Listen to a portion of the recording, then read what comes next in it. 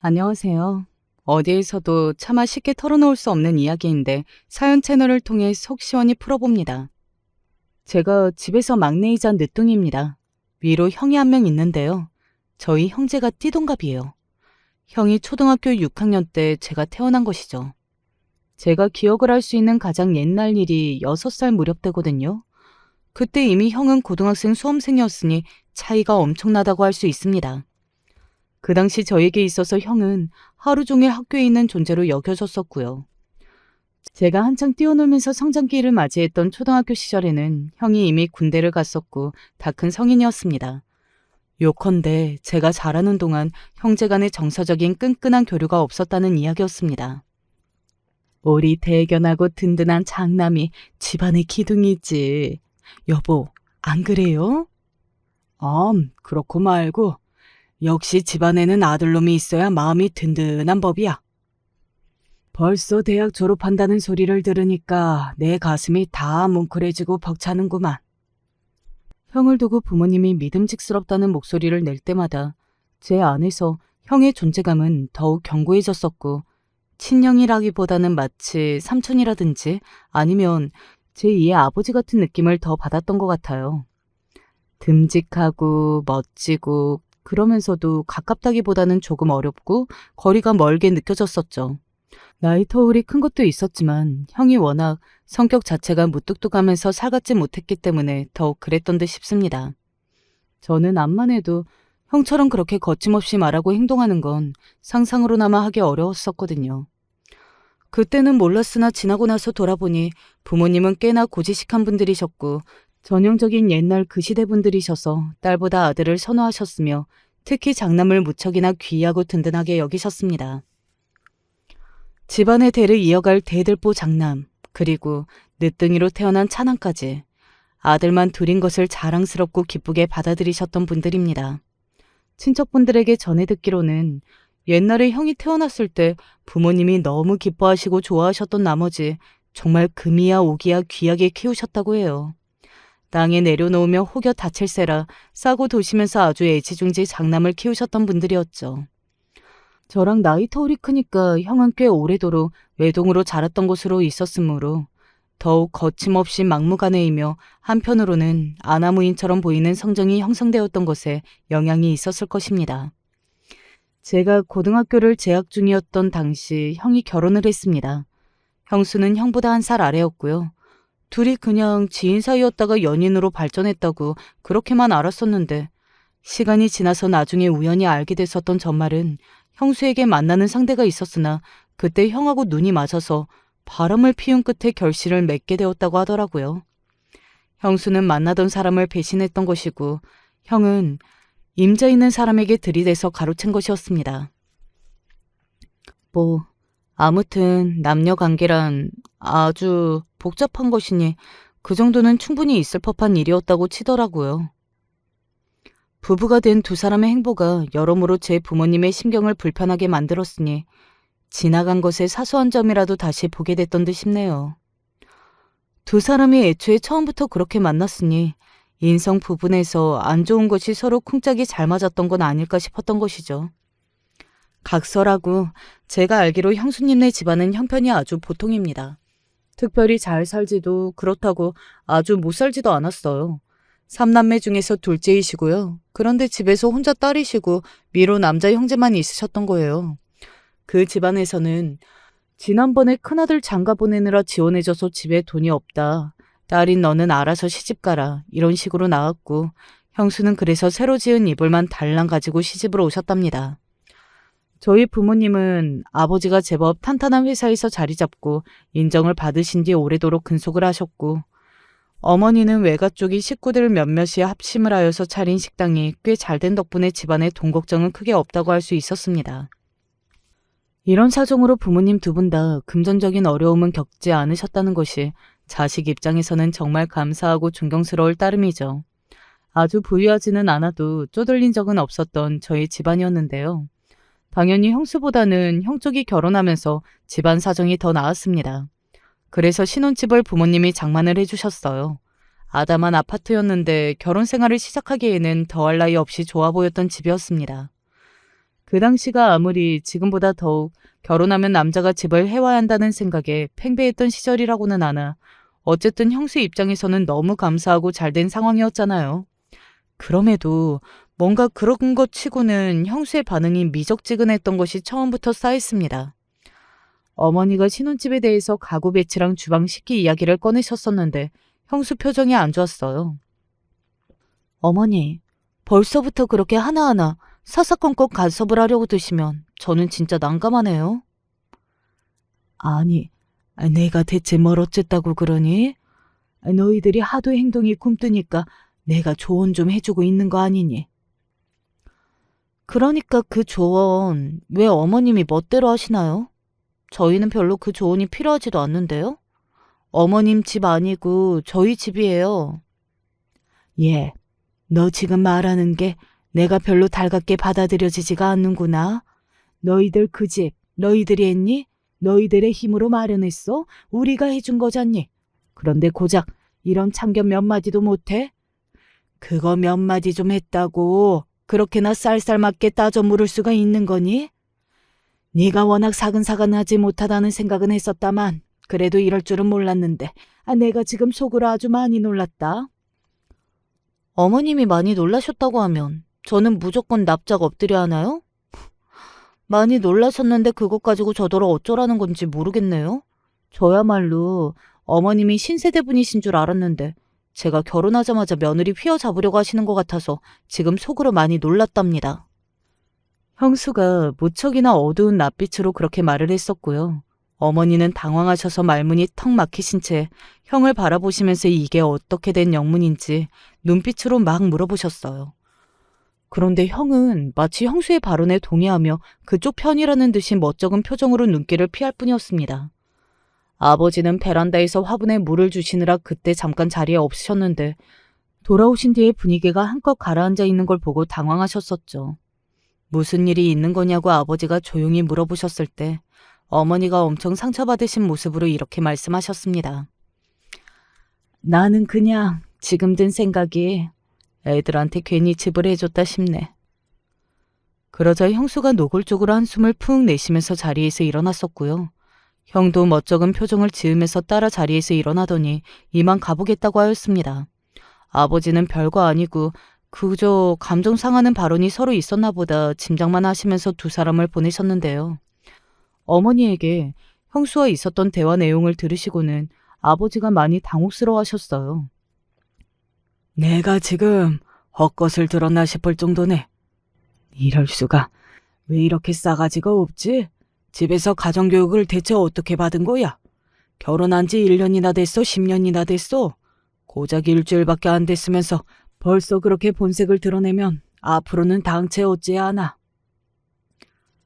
아무리 화장실 갈 때나 나올 때가 다를 수밖에 없는 게 사람 마음이라고 하지만 집을 해준다고 하니까 무척이나 좋아하면서 착하게 웃었을 때는 언제고 집 바꿔서 결혼하고 나니까 이제는 바로 똥 씹은 표정을 하면서 아무런 참견도 하지 말라면서 톡 쏘아붙이니까 내가 인간적이 서름이 든다. 여보, 내가 이래서 첫인상이 별로라고 했었잖아. 아휴, 그래. 당신이 며느리감으로는 솔직히 마음에 안 찬다고 그러기는 했었지. 너무 인상이 예민해 보인다고. 차라리 몸매가 퉁퉁해도 서글서글하고 친근한 게 낫지. 그렇게 날이 서 있는 인상은 마음에 안 간다고 그랬었는데 나도 당신이 하는 소리를 허투루 들은 것은 아니었어. 하지만 자식이 좋다고 하는데 부모로서 안 된다고 할 수도 없으니 그냥 허락하자고 그랬던 것뿐이야. 가뜩이나 아들도 솔직히 말해서 성격이 사근사근한 편은 아니고 약간 뻗대는 편인데 그 짝으로 온 며느리까지 신경질적이니까 아이고 머리 아파라. 벌써부터 이러면 앞으로 두 사람 때문에 우리는 골머리 아타가 죽게 생겼어. 이미 심상치가 않아. 이거 어쩔 거야? 속상해도 당장 지금 뭐 다른 수가 있나. 이 사람아 일단 지켜봐야지.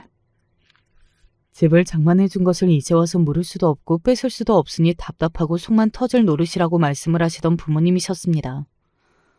고등학생이었던 제가 그런 상황에 가타부타 말을 얹을 수 없었지만 저도 나름 생각을 하면서 느낀 바는 있었네요. 어머니가 첫인상에서 느끼셨던 대로 형수가 좀 예민하신 분이었어요. 보통 결혼할 집안에 인사를 드리러 오면 맛있게 밥을 먹는 모습을 보여드리려고 노력하지 않겠어요. 그러나 형수는 처음에도 속이 좀 안 좋다는 이유를 대면서 밥을 거의 안 먹었더랬죠. 부모님은 속이 안 좋으면 당연히 못 먹을 수 있다고 보시면서 너그러이 이해를 해주셨었지만 비단 그때뿐만 아니라 다음번에도 형수는 음식을 복스럽게 먹기는커녕 연신 깨작거리면서 먹는 둥 하는 둥 했었습니다. 음식을 맛있게 잘 먹는 것만큼 복스러워 보이는 것도 없다고 어른들은 대개 그렇게 생각을 하잖아요. 저희 부모님이 형수가 성격이 아주 좋거나 예의가 참 바른 건 아니라고 여기실 수밖에 없었죠. 그런데다가 형수네 집안에서는 지원 못 해준다. 딱 이렇게 못을 박아버리니까 부모님 입장에서는 몹시 떨떠름하셨던 것입니다. 형수가 마음에 쏙 들 리 없었죠. 그럼에도 형이 좋다고 하니까. 형수하고 꼭 결혼을 하고 싶다고 말을 하니까 부모님이 장남의 간청을 들어주셨던 것뿐입니다. 정말로 마음에 드는 상대하고 결혼을 해야 행복하게 평생을 잘 살 것이라고 생각하셨고요. 조건도 중요하지만 가장 중요한 건 마음이라고 보시면서 두 사람이 결혼 생활을 잘하면서 아이도 낳고 가정을 화목하게 꾸리면 그것으로 최고라고 보셨습니다. 그런데 형수가 결혼하자마자 아주 싸가지 없는 모습으로 부모님을 놀라게 해드렸던 것입니다. 형이 그 옆에서 말리지는 못할 망정 동조라도 하는 듯이 굴었던 것 또한 충격적이었고요. 싫다는 사람 붙잡고서 얘기할 생각 나도 없으니까 괜히 며느리한테 연락해서 미주알 고주알 떠드는 일 나는 앞으로 없을 거야. 어머니는 단단히 속이 상하셔서 그리 결심을 하셨었죠. 집에 특별하게 무슨 일이 있지 않고서야 형이랑 형수가 오는 일은 없다시피 했었습니다. 부모님은 원래도 살가운 편이 아니었던 형의 성격이 지금에 와서는 더욱 아쉽게 생각된다면서 그러셨었죠. 형도 워낙 그랬던 마당인데 한술 더 뜨는 형수까지 생겼으니 이제는 어찌할 도리가 없었습니다. 저는 속상해하시는 부모님의 모습을 보며 고등학교 생활을 마쳤었죠. 대학은 무난한 곳으로 갔습니다. 부모님은 저에게 대견하다고 하시면서 칭찬을 해주셨었고요. 혹시라도 대학을 잘 가려나 싶었는데 괜히 기대했네. 그냥 딱 예상되는 수준으로 갔구나. 형은 고작 이런 소리를 해주는 게 다였었네요. 참고로 형이 뭐 대단하게 공부를 잘했던 것은 아니었습니다. 대학 수준도 제가 나온 곳과 객관적으로 별달리 차이가 안 나왔고요. 형이 으스대면서 저를 비웃고 한숨을 쉴 정도로 차이가 나는 건 절대 아니었다는 얘기입니다. 성인이 되었지만 그래도 여전히 형이 멀고 어려웠던 것 같아요. 그 무렵 형수가 임신했었죠. 이래나 저래나 손주가 생긴다고 하니까 좋기는 하네. 나도 드디어 할머니가 되는구나. 이런 날이 언제나 올까 싶었는데 드디어 이렇게 오네. 당신의 며느리 때문에 마음고생을 하시던 어머니였으나 임신 소식에는 무척 기뻐하셨습니다. 아버지도 당연히 마찬가지였고 이왕이면 손자가 태어났으면 좋겠다고 그러셨었고요. 손주의 성별이 어느 쪽이었으면 좋겠다는 소리는 충분히 그냥 할 수 있는 발언 아닐까요? 그런데 형수는 그게 상당히 불편했나 보더라고요. 형수는 딸을 낳았고 저에게는 여자 조카가 생겼습니다. 부모님은 임신하고 출산하느라 수고가 아주 많았다고 하시면서 용돈 봉투를 통 크게 주셨었고요. 형수는 돈은 무척이나 달갑게 덜수덕 받으셨으면서 부모님을 경계하였어요. 부모님이 귀여운 손주 아기를 얼마나 보고 싶었겠나요? 첫 손주였던 것을요. 그런데 형수는 산후조리가 굉장히 힘들고 고되어서 스트레스가 심하다는 핑계로 부모님의 방문을 거절하였습니다. 본인의 친정 식구들은 아무 때나 언제든지 들렸으면서 말이죠.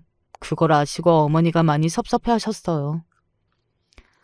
아무리 시댁 친정이 다르다고는 하지만 자기 친정 식구들은 언제든 그렇게 오라고 하면서 어떻게 자기 시부모는 절대로 못 오게 할 수가 있는지. 예민하다고 핑계를 대면 다인가? 그걸 또 가만히 두고 보는 우리 집 장남은 또 뭐라. 아휴, 어디 가서 이런 고민이 있다고 부끄럽고 민망해서 말도 못하겠고 나만 속 터지네. 어머니는 같은 여자로서 출산 이후에 얼마나 힘들지 예상이 간다면서 이해는 할 수 있다고 하셨으나 그럼에도 섭섭하고 서운한 건 어쩔 수 없다고 그러셨어요. 그리고 다가오게 된 첫돌이었습니다. 그때가 다가오자 형하고 형수 둘 다 저희 부모님한테 갑자기 상의를 하면서 돌잔치에 대해 이모저모를 나누었는데요. 의도가 있었습니다. 바로 돌잔치 비용 때문이었어요. 그러자 어머니가 발끈하셨었죠. 돌잔치 여느라 돈은 이쪽에서 돈대로 들고 와준 사람들이 낸 돈은 그쪽에서 홀라당 다 가져가고 이럴 게 뻔한데 어떻게 좋은 마음으로 흔쾌히 지갑을 열고 나서줄 수가 있겠어? 나도 당한 게 그동안 있으니 참 이렇듯 속부터 좁아지게 되네. 나이가 들어서 나야말로 많이 예민해진 것인지. 어머니의 심정을 아버지는 이해하노라 하셨고 그래서 이 부분에 대해 그냥 형과 형수하고 터놓고 이야기를 하자고 말씀하셨습니다. 어머니가 형수랑 따로 얘기를 나누셨었는데요. 전혀 생각지도 못한 것을 형수가 여태 마음에 담아두었다는 것을 어머니가 아시게 되었죠. 손자이기를 그렇게 바라셨는데 손녀라서 실망 많이 하셨죠? 이미 태어난 아이인데 그게 무슨 소용이라니? 어쨌든 다 똑같이 친손주인 것을. 어머님이 그렇게 말씀하셔봤자 아버님이 너무나도 간절히 손자를 바라셨다는 거 저는 이미 진작에 알고 있었어요. 어머님도 마찬가지셨고요. 맞잖아요. 아니라고는 말씀 못하시겠죠. 제가 얼마나 임신기간 내내 그래서 힘들었던지 몰라요. 그런 걸 따져본다면 어머님 아버님이 흔쾌히 돌잔치를 성대하게 먼저 열어주겠노라, 지원을 아끼지 않겠노라. 그렇게 나와주셔야 맞는 거 아닌가요? 뭐라고? 세상에나, 얘가 지금 무슨 소리를 하는 거야? 아이고 머리야. 나는 머리가 너무 아파서 너하고는 더 이야기를 못하겠다. 부모님이 손녀보다 손자이기를 더 많이 바라셨다는 것을 두고 형수가 물고 늘어졌던 거예요. 그런데 두 분이 형수한테 직접적으로 그런 티를 내신 적이 없었기 때문에 형이 중간에서 처신을 완전히 잘못했다는 게 드러났었죠. 형이 괜히 이상하게 입을 놀리지만 않았어도 형수가 그렇게 알 리가 없었으니까요. 어머니는 장남을 잘못 키웠다며 한숨을 내쉬셨고 아버지도 고개를 절레절레 흔드셨습니다. 결국 돌잔치는 아주 어영부영 대충 열린 다음 마무리가 되었고요. 이걸 두고도 형수는 저희 부모님에게 탓을 돌렸었죠. 부모님이 당신의 첫 손주, 첫 돌잔치에 제대로 신경만 써주셨어도 남들 보기에 너무 그럴싸하고 멋진 행사가 되었을 텐데 특색 하나 없는 자리가 되어서 두고두고 아쉽다고 말을 하였습니다.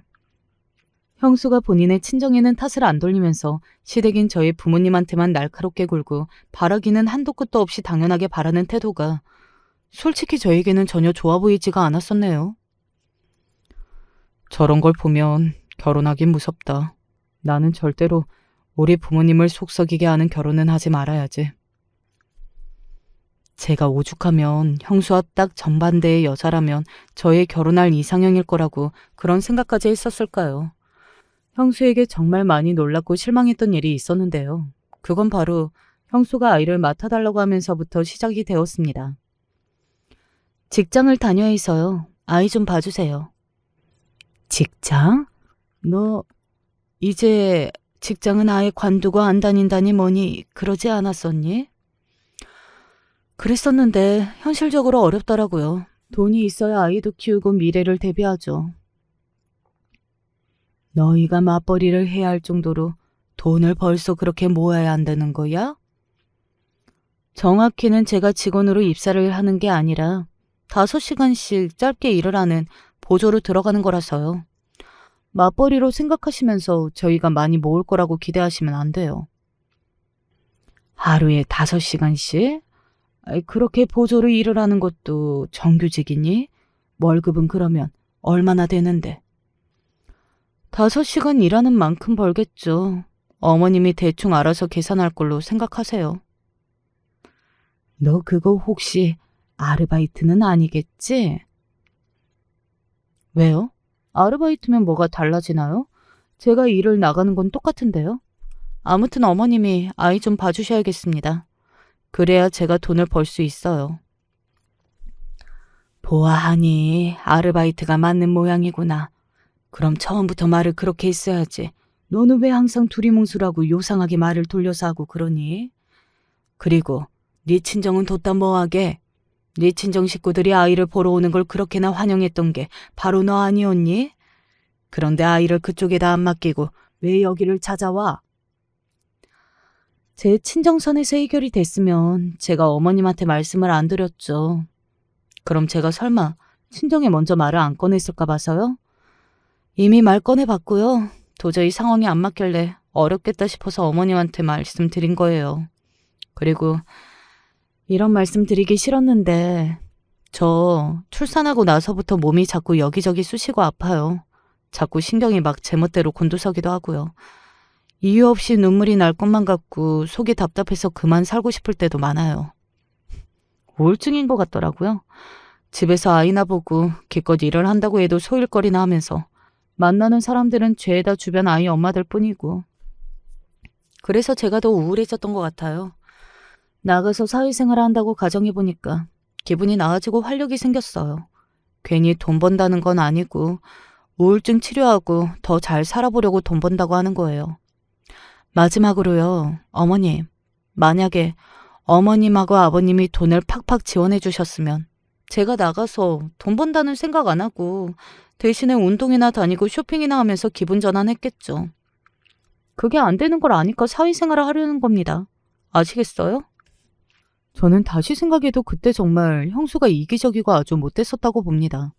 본인 좋은 대로만 굴면서 저희 부모님 탓을 하는 것도 빼먹지 않았으니까요. 제 형의 부인이자 제 조카의 엄마라는 거 이런 거를 다 떠나서 그냥 인간 대 인간으로서 너무 예의가 없고 생각하는 수준이 무척이나 짧은 사람이라는 걸 그때 알게 됐었죠. 어머니는 도저히 진이 빠져서 형수를 더 길게 상대하고 싶지 않다고 하셨어요. 아예 그냥 형수하고 설왕설래 자체를 하기 싫으셨던 것이죠. 게다가 당신의 손주를 아끼기도 하셨으니 그런 심정으로 아이를 봐주겠다고 하셨습니다. 그때 의외로 아버지는 반대를 하셨었죠. 형수의 성격이 보통이 아니다 못해서 좀 이상하니까 괜히 아이를 맡아줬다가 이런저런 일로 부딪히게 될 것을 우려하셨던 것입니다. 그러나 어쨌든 어머니가 아이를 보게 되셨는데 많이 후회하셨어요. 아이는 예뻤으나 아버지의 우려가 현실이 되었기 때문입니다. 어머님, 집에 환기는 안 하세요?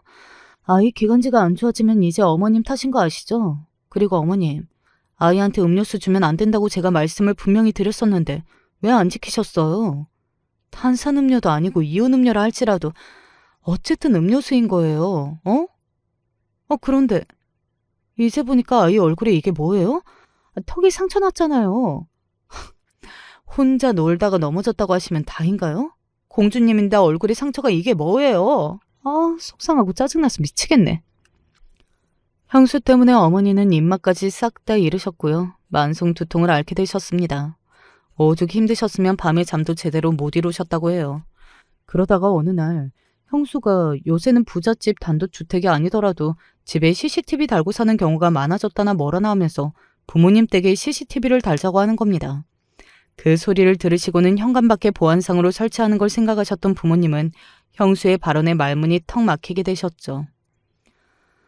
나중에 혹시 확인이 필요할 수도 있으니까요. 양쪽 다 최소한 억울한 일은 없게끔 필요한 경우에는 CCTV를 확인할 수 있도록 해두는 게 좋겠더라고요. 너 그게 무슨 소리니? 그게 꼭 내가 아이한테 잘못 해코지를 할 수도 있으니 여차하면 CCTV를 돌려보겠다는 소리로 들리는구나. CCTV 안에서 어머님이 결백하신 게 보이면 억울할 일이 없으실 테니까 오히려 좋지 않겠어요? 어머니는 기가 막혀 하셨고 더 이상 이런 정신 나간 무례는 참을 수가 없다면서 아버지가 그때 형수의 뺨을 한 대 치셨습니다. 아버님, 지금 제 뺨을 때리신 거예요? 아니 아무리 그래도 어떻게 사람을 때리세요?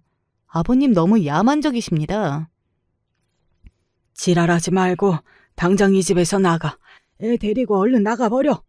꼴도 보기 싫으니까 2번 다시는 찾아오지 마라. 아버지는 그렇게 형수를 쫓아내셨고요. 극심한 두통을 호소하시며 알아놓으신 어머니는 형수 때문에 도저히 아이를 더 맡아주기 힘들겠다고 결단을 내리셨습니다. 나 이제 안 맡아주련다 너희들 아이. 너희들이 부모니까 알아서 해라. 그랬더니 형수는 배신을 당했다는 듯이 부들부들 떨면서 난리였어요. 뺨을 맞은 것도 서러워 죽겠는데 아이를 봐주지 않는다는 소리까지 들으니까 너무나도 힘들다고 하셨습니다.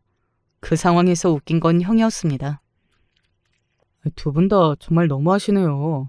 마음 좀 너그럽게 써주시고 저희 편의를 좀 봐주실 순 없는 거예요? 저는 바로 그 순간 형에게 오만정이 다 떨어졌던 것 같아요. 어렸을 때는 형이 멋져 보였었고 동경의 대상이었고 좀 더 잘하고 나서는 어렵게 느껴지는 존재이면서 집안의 든든한 기둥처럼 느껴졌었는데 그런 것들마저 죄다 착각이었던 듯 싶더라고요. 지금 어디서 말을 그따위로 뱉는 거냐? 너는 네 부모가 그렇게나 우습드냐? 네 처하고 자식만 소중하고 네 부모는 소중하지도 않다 이거지? 그래, 네 마음대로 해라. 네 뜻대로. 네 처자식만 품에 끼고서 그렇게 잘 살아봐라. 앞으로 우리는 너 같은 자식 없는 셈 치고 살겠다. 네? 아버지, 대체 그게 무슨 말씀이세요? 그러시는 건 아니죠. 자식을 잘못 키워도 너무 한참 잘못 키웠어. 자식 농사를 잘못 지은 그 죄로 여태 온갖 고생을 했으니 죄값은 치렀다고 본다. 여기까지만 하자. 아버지, 진짜 왜 이러세요? 화 푸세요. 두 분 다 마음 푸시고 다시 생각해 보세요. 에? 제가 홧김에 생각이 좀 짧아져서. 죄송합니다. 당황은 형이 이러지 마시라고 하였으나 부모님은 이미 지칠 대로 너무 지치신 뒤였죠. 형은 그 후로 계속 잘못했고 반성하고 있으니까 마음 돌리시라고 그랬고요. 원흉의 핵심이라고 할 수 있는 형수도 진심 어린 대화를 나누고 싶다고 하였습니다. 부모님은 눈물로 사과를 해도 모자랄 판에 대화나 나누자고 하는 것부터 형수가 어떤 사람인지 보여주는 것이라며 한숨을 내쉬셨고요. 그러던 어느 날 갑자기 집에 비극이 닥쳤습니다. 아버지가 자전거를 타고서 지인분을 만나러 가셨다가 그만 사고를 당하셨어요. 트럭에 치이셨는데 병원으로 이송되실 때부터 상태가 많이 좋지 못하셨습니다. 어머니는 왜 이런 일이 일어나는지 모르겠다며 하늘이 원망스럽다고 우시다가 실신을 하셨어요. 형이 결혼한 이후로 어머니의 미간에는 나날이 주름이 깊어졌었는데요. 당신의 손주를 맡아 돌봐주셨던 이후로는 더욱 급격히 안색이 나빠지셨던 바 있습니다. 몸이 안 좋아지셔서 계속 두통을 앓으셨고 갑자기 식은땀이 나실 때도 있었고요. 기력이 영 없으셨는데 그러던 와중에 아버지가 큰 사고까지 당하셨으니 어머니로서는 도저히 못 버티셨던 거예요. 아버지는 목숨은 일단 건지셨으나 하반신에 아예 마비가 왔으며 말씀도 무척이나 어눌하게 뱉으셔서 쉽사리 알아듣기란 무리일 정도였습니다. 옆에서 간병인이 무조건 붙어 있어야만 했습니다. 저의 부모님에게 죄송하다고 잘못했다고 그동안 읍소를 해왔던 두 사람이 누구였나요? 바로 형과 형수였습니다. 그러나 아버지가 그렇게 되시자마자 태도가 싹 돌변했어요. 그동안 용서해달라고 제발 한 번만 다시 기회를 달라고 그렇게나 빌더니만 입을 싹 씻었고요. 그야말로 주랭랑을 쳐버렸습니다. 두 사람의 폐륜적인 행태에 굳이 어머니와 제가 아버지한테 따로 알려드리지도 않았습니다. 그러나 아버지가 어떻게 모르실 수가 있었겠나요? 찾아오지도 않고 연락조차 없는 두 사람이었는데 아버지가 당연히 아실 수밖에 없었죠. 크게 충격을 받으시고 상심에 빠지신 아버지는 결국 그 아픔을 이겨내지 못하셨고 약해진 육신을 정신이 따라가고 말았습니다. 그렇게 돌아가셨어요. 아버지가 돌아가시자 어머니는 하늘이 무너져 내린 것 같다고 하셨고 극심하게 절망하신 나머지 한동안 실어증까지 앓으셨습니다. 말씀도 못하고서 그렇게 사셨어요. 제가 얼마나 피눈물이 흘렸던지 모릅니다. 아버지가 돌아가시고 이제 어머니까지 제대로 생활을 못하시는 걸 보니까 정말 미치겠더라고요. 내가 어머니 곁에 있어 드려야 돼. 후회할 짓은 절대로 하지 말자. 저는 제가 마음을 아주 굳게 먹어야 할 때임을 직감했습니다. 그래서 온 정신을 다해 어머님을 신경 써드렸고요.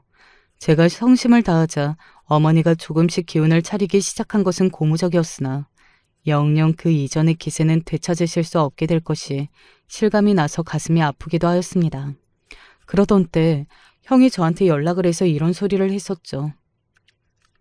그래, 네가 잘 해드려야지. 부탁한다. 이제 와서 갑자기 격렬하듯이 그런 소리를 하는 형 때문에 저는 화가 나서 머리 꼭지가 돌 것만 같았죠. 형은 상관하지 마. 형은 없는 게 어머니한테 도움이 되는 거야. 뭐야? 이게 아주 건방지다? 어디 감히 하늘 같은 형님한테 기어오르냐? 너 어릴 적에는 어리숙하고 맹하더니 나이 먹고서 변했구나. 당연한 거 아니야? 내가 지금 나이가 몇인데 그러는 형은 왜 나이를 한참 먹어도 생각하고 사는 꼬라지가 그 모양 그 꼴이야. 야, 너 말 다 했냐? 어디 한번 해보자는 거야? 형이 발끈했으나 저는 물러서지 않았고요. 받아치면서 맞섰습니다. 태어나서 형하고 직접적으로 부딪히고 싸운 건 그때가 처음이었죠. 너 혼자 어머니 잘 모시고 살아봐라. 나중에 도와달라면서 손 내밀어도 그때 가서는 소용없으니까 명심하고. 알았냐? 아무리 그래도 형 같은 불효자의 손을 빌릴 생각은 없으니까 안심해. 저는 그렇게 형을 단호히 쳐냈었죠. 그러한 사실을 어머니한테 따로 알리지는 않았는데요. 어머니는 이미 눈치를 채신 모양이었습니다. 너무 속상하신지 깊은 한숨을 푹푹 내쉬셨고 저는 그런 모습을 모른 척하면서도 어머니를 잘 모셨습니다. 그런데 몇 달 뒤에 형이 또 연락 와서는 어머니의 안부를 물었어요.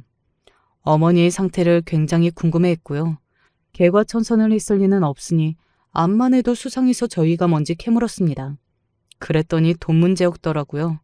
집안에 돈이 얼마나 있는지 물려받을 재산이 궁금해했던 것입니다. 그 의도를 알고 나니까 기가 막히더군요. 너무 화가 나서 무조건 그냥 없다고 대답했습니다. 형은 어머니한테 직접 대답을 듣겠다고 나섰으나 원하는 수확을 얻을 순 없었죠. 집에 돈 없다. 재산이 이만큼 없다는 걸 미리 밝히면 너희들이 더욱 우리를 홀대할까 봐서 네 아버지하고 나하고 둘이 작당을 알고 일부러 재산이 없다는 걸 감추고 살았던 거야. 어머니의 대답을 듣자마자 형은 무척이나 크게 실망을 하면서 그렇다면 볼 일이 전혀 없다는 듯 다시 연락을 끊었습니다. 부창부수였어요. 애초에 형이 이런 인간이었으니까 인격이 바닥인 형수랑 만나서 결혼한 것이었겠죠. 재산이 아예 없는 건 아니야. 너 하나 물려줄 정도는 된다. 네 아버지가 눈 감기 전에 사실 나한테 그런 소리를 했었어. 재산은 너한테만 주라고. 어머니, 저는 재산 같은 거 필요 없으니까요. 그냥 어머니가 오래오래 살아주시면 돼요. 아이고, 내가 아무리 염치가 없어도 그렇게는 안 되지. 나는 곧 때가 되면 어디 요양원이라도 들어가고 싶구나. 어머니가 아직 한창인데 무슨 말씀이세요? 내 상태가 한창이 아니니까 그렇지. 내 스스로가 잘 안다. 힘없이 웃어 보이시는 어머니의 모습에 가슴이 아팠습니다. 저는 일과 어머니, 딱 이렇게 두 개만 알면서 지냈던 것 같아요. 뒤늦게나마 딸 같은 아들 노릇을 제대로 해보려고 노력을 많이 하였고요. 어머니는 눈물 섞인 미소를 지으시며 늦둥이라도 저를 낳기를 정말 잘했다는 말씀을 자주 해주셨었죠.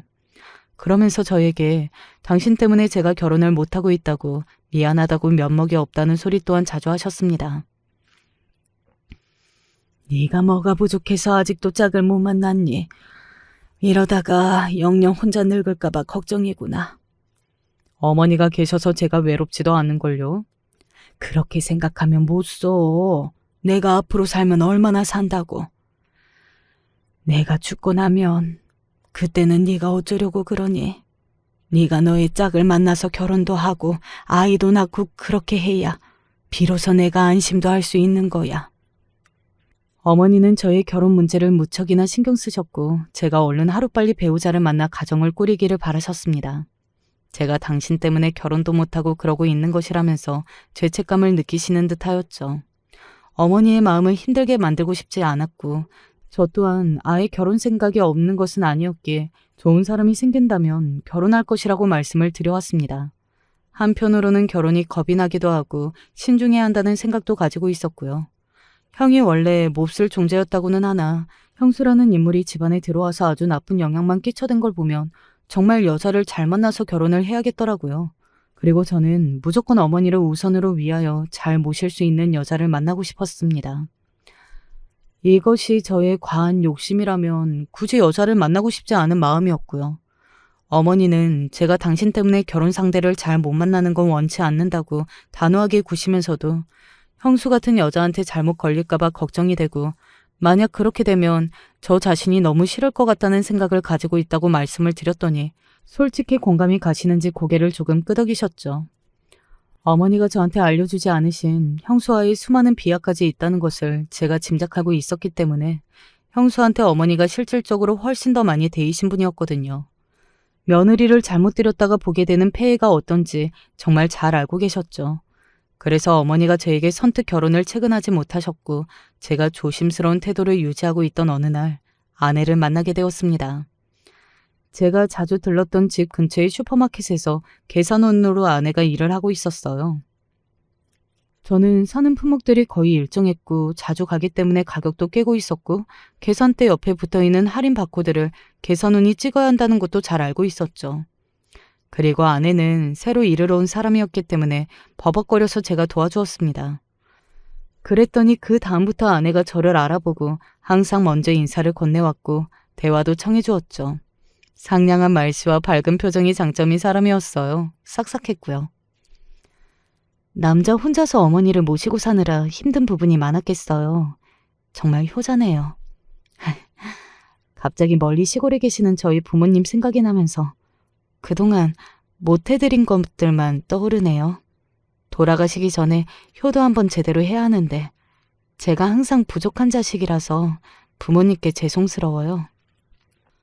무엇보다 어머니를 우선으로 챙기고 사는 저의 상황을 부담스러워하기는커녕 좋게 봐준 사람이었습니다. 본인도 효심이 깊어 보였고요. 어머님, 제가 다른 건 몰라도 계란 요리는 정말 잘하거든요. 한번 보실래요? 제가 채워드릴 수 없는 영역을 아내가 대신 어머니한테 채워드리는 것 같았고 연애 기간은 짧았지만 그동안 충분히 그런 것을 느꼈기 때문에 금세 결혼을 결심하게 되었습니다. 피찬 아이가 있었으므로 아내와 결혼의 뜻이 잘 통했어요. 어머니 또한 싹싹한 며느리를 맞이하게 된 것이 꿈만 같다고 하시면서 결혼을 반겨주셨고 축하해 주셨습니다. 사실 다른 거 전부 제쳐두고 네가 드디어 결혼을 했다는 것만으로도 나는 그게 눈물나게 좋구나. 이제 삶의 보람이 별로 없을 줄 알았는데 덕분에 기운이 난다.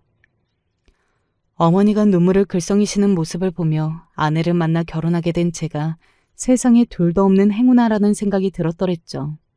결혼식은 아주 약소하게 치러졌습니다. 이미 연락을 끊은 형과 형수에게 굳이 제 결혼 사실을 알리지 않았고요. 아내도 그러자고 해줬어요. 소박한 결혼식도 어머니를 모시고 함께 사는 것도 아내는 모두 흔쾌히 동의해 주어서 제 마음이 벅찼습니다. 아내를 만나기 위해 지난 모든 날들이 존재했던 것이라고 생각했었죠. 아내는 계산원 일이 적성에 안 맞는다면서 그만두고 싶다고 했었어요. 1년 넘게 했으면 오래 한 거니까 그만둘 때도 됐다고 하더군요. 사유는 별로 납득이 가지 않았으나 아내가 일을 그만두고 집안일에 충실하면서 어머니를 잘 모시고 싶다고 하는데 제가 마다할 이유는 없었습니다. 오히려 고마웠죠. 그래서 아내가 생활비를 편히 쓰도록 아예 카드를 지어주었고요. 아내에게 어머니를 맡기고서 저는 열심히 일을 다녔습니다. 결혼 전과는 다른 보람, 그리고 책임감이 들고 있었습니다. 제가 열심히 사회생활을 하면서 성실하게 살며 아내에게 더욱 나은 남편이 되어주고 싶었어요. 고마웠으니까요. 아내 덕분에 저는 갑자기 야근이 닥쳐도 걱정이 없었고 출근길을 마다하지 않아도 되었습니다. 전부 다 아내가 내조를 잘해주며 어머니를 모셔준 덕이었죠. 그렇게 아내를 향한 고마운 마음으로 지내던 어느 날이었는데요. 엘리베이터에서 옆집 할머니를 딱 마주쳤어요. 가끔 뵈면 인사를 하는 이웃일 뿐이었고요. 저는 꾸벅 인사를 드리고선 가만히 있었는데 할머님이 저를 빤히 쳐다보시는 게 아니겠어요? 저 혹시 할머님 하실 말씀이라도 있으신가요? 내가 이 말을 할까 말까 지금 고민인데 그 집이 며느리가 자기 시어머니를 아주 잡고 살던데 여간 살벌한 게 아니더만. 네? 제 와이프가요? 아유, 아닙니다. 그럴 사람이 아니에요. 못 믿겠으면 말어. 나는 내가 느낀 걸 그대로 알려준 것뿐이야. 근데 지금 불효하는 것만은 알아둬야 해. 저는 그 말씀을 듣자마자 치매가 오셨나 싶었다가 불효라는 단어 앞에서 심장이 내려앉았습니다. 정말 만약에 할머니의 말씀이 맞다면 저는 정말 아무것도 모르는 채로 눈뜬 장님처럼 지내고 있다는 것이었으니까요. 아내에게 어머니를 모시고 지내는 게 힘들지 않냐고 슬쩍 말을 꺼내봤더니 전혀 그렇지 않다고 태평하게 대답을 해왔습니다. 그래서 어머니를 향해 혹시 지내시는 것에 불편함이 있는지 여쭈었더니 고개를 가로저으시며 그런 게 어디 있겠냐고 하셨어요. 각자 두 사람에게서 별다른 징후를 못 느낀 저였으나 이상하게 그 순간 어머니가 많이 기력이 쇠하신 것 같다는 느낌을 받았고요. 갑자기 CCTV를 떠올렸던 건 과거에 형수가 집에 CCTV를 설치하겠다는 소리를 했었던 게 생각났기 때문입니다. 그보다 명쾌한 게 없겠구나 싶어서 저는 아무에게도 말을 안 한 채 몰래 CCTV를 구입해서 설치해놨어요. 확인해보면 찜찜함이 가실 테고 그러는 편이 아내를 궁극적으로 위하는 길이 될 거라고 여겼습니다. 그리고 바로 다음 날 회사에서 점심시간에 밥을 먹으며 CCTV와 연동을 해둔 핸드폰으로 확인을 하게 됐습니다. 화면에 어머니와 아내가 등장하였고 저는 몇 초 뒤에 수저를 떨어뜨렸습니다. 아내가 어머니의 등 팔뚝을 사정없이 꼬집는 걸 보면서 눈을 의심했는데요. 가장 충격적인 건 아내의 표정이었습니다. 처음 보는 악랄한 얼굴로 어머니를 꼬집더니 머리채를 잡고서 빙빙 돌리기까지 했어요. 그리고 어머니는 모든 것을 체념하는 듯이 슬픈 표정으로 눈을 감고서 그저 아내에게 머리채를 잡혀 휘둘리고 계셨습니다. 아내가 바닥에 쓰러진 어머니의 허벅지를 발로 걷어차는 것까지 보고는 저는 무작정 회사를 빠져나왔고 경찰서로 달려갔습니다. 저 좀 도와주십시오. 이런 경우에는 제가 어떻게 해야 합니까? 어떻게 해야 이 악마 같은 여자를 제대로 처벌할 수 있습니까? 대체 어떻게 하면 어머니의 상처를 제가 달래드릴 수 있겠습니까? 저는 악마가 날뛰는 현장이 고스란히 담긴 CCTV 영상을 들이밀며 울부짖었습니다. 제가 멍청해서 어머니한테 돌이킬 수 없는 고통을 선사하고 말았다는 것에 미칠 듯한 무력감이 밀려왔습니다. 제가 세상에서 가장 쓸모없는 놈인 것 같았고 제 손으로 해결하려 들었다가 모든 걸 또 망쳐버릴까봐 본능적으로 그게 겁이 나서 경찰서를 찾은 것이었어요. 무릎을 꿇고 오열하는 제 곁으로 경찰관들이 몰려들었고 저는 조금 진정이 된 기분이 들었을 때 자초지종을 설명드렸습니다. 그러자 경찰관들이 분노로 탄식하더니 현실적인 방안을 알려주었어요. 그리고 저는 경찰차를 타고서 귀가를 하였습니다. 대낮에 경찰차가 오더니 그 안에서 제가 내리니까 주민들이 깜짝 놀라더군요. 저는 경찰 두 분과 함께 집으로 들어갔는데 아내가 마침 외출을 하려는지 한껏 꾸미고서 신발을 신다가 저를 마주쳤습니다. 당신이 이 시간에 웬일이야? 연락도 없이? 그리고 웬 경찰이야? 당신 혹시 무슨 일이 있었어? 안 좋은 일에 휘말린 거야? 그래, 휘말렸지. 너라는 안 좋은 일에 휘말려서 제대로 욕받다. 뭐? 갑자기 그게 무슨 소리야? 아내가 가식을 떨었으나 인매가 파르르 떨리고 있었습니다. 뒤에선 경찰이 어서 어머니의 상태부터 확인해 보시라고 권유를 하였거든요. 어떤 용무인지 아내가 이때 이미 대충 눈치를 챘던 것입니다. 저는 당장 어머니의 방으로 뛰어들어갔어요. 어머니는 힘없이 이부자리에 누워 계시다가 놀라서 저를 바라보셨습니다. 어머니, 괜찮으세요? 저랑 같이 병원부터 가요. 제가 지금 모시고 갈게요. 네가 회사에 있어야 하는데 어떻게 지금 집에 왔니? 응? 어머니는 그런 순간에도 제가 염려된다는 표정을 짓고 계셨습니다. 그래서 제 가슴이 찢어질 것만 같았어요. 저는 울면서 어머니를 안아드렸습니다. 제 잘못이에요, 어머니. 제가 사람 보는 눈이 없어서 멍청하고 미련해서 어머니를 힘들게 만들었습니다. 죄송해요, 어머니. 네가 왜 죄송하니? 너는 잘못이 없어. 괜찮아. 울지 마라. 우리 아들은 아무런 죄가 없어. 다 내가 잘못한 거야. 어머니가 우시면서 그렇게 말씀하셨을 때 아무리 자식이 노력하고 애를 쓴다고 한들 부모의 바다 같은 깊은 마음에 비할 바가 없다는 것을 알게 되었습니다. 어머니는 저를 위해서 아내에게 조롱과 멸시를 당하면서도 내색 않고 참으셨던 거예요. 그걸 알기에 아내는 더욱 비열하게 굴어왔던 것이었고요.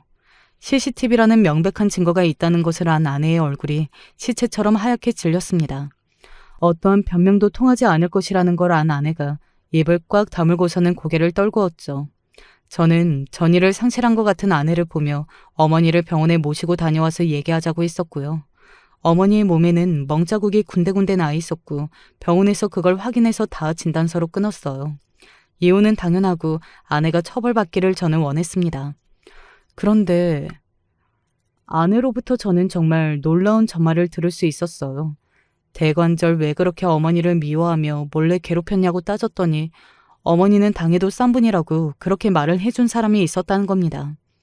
그게 누군가 했더니 바로 형수였어요. 상상도 못했었는데 형수가 아내와 아는 사이였더라고요.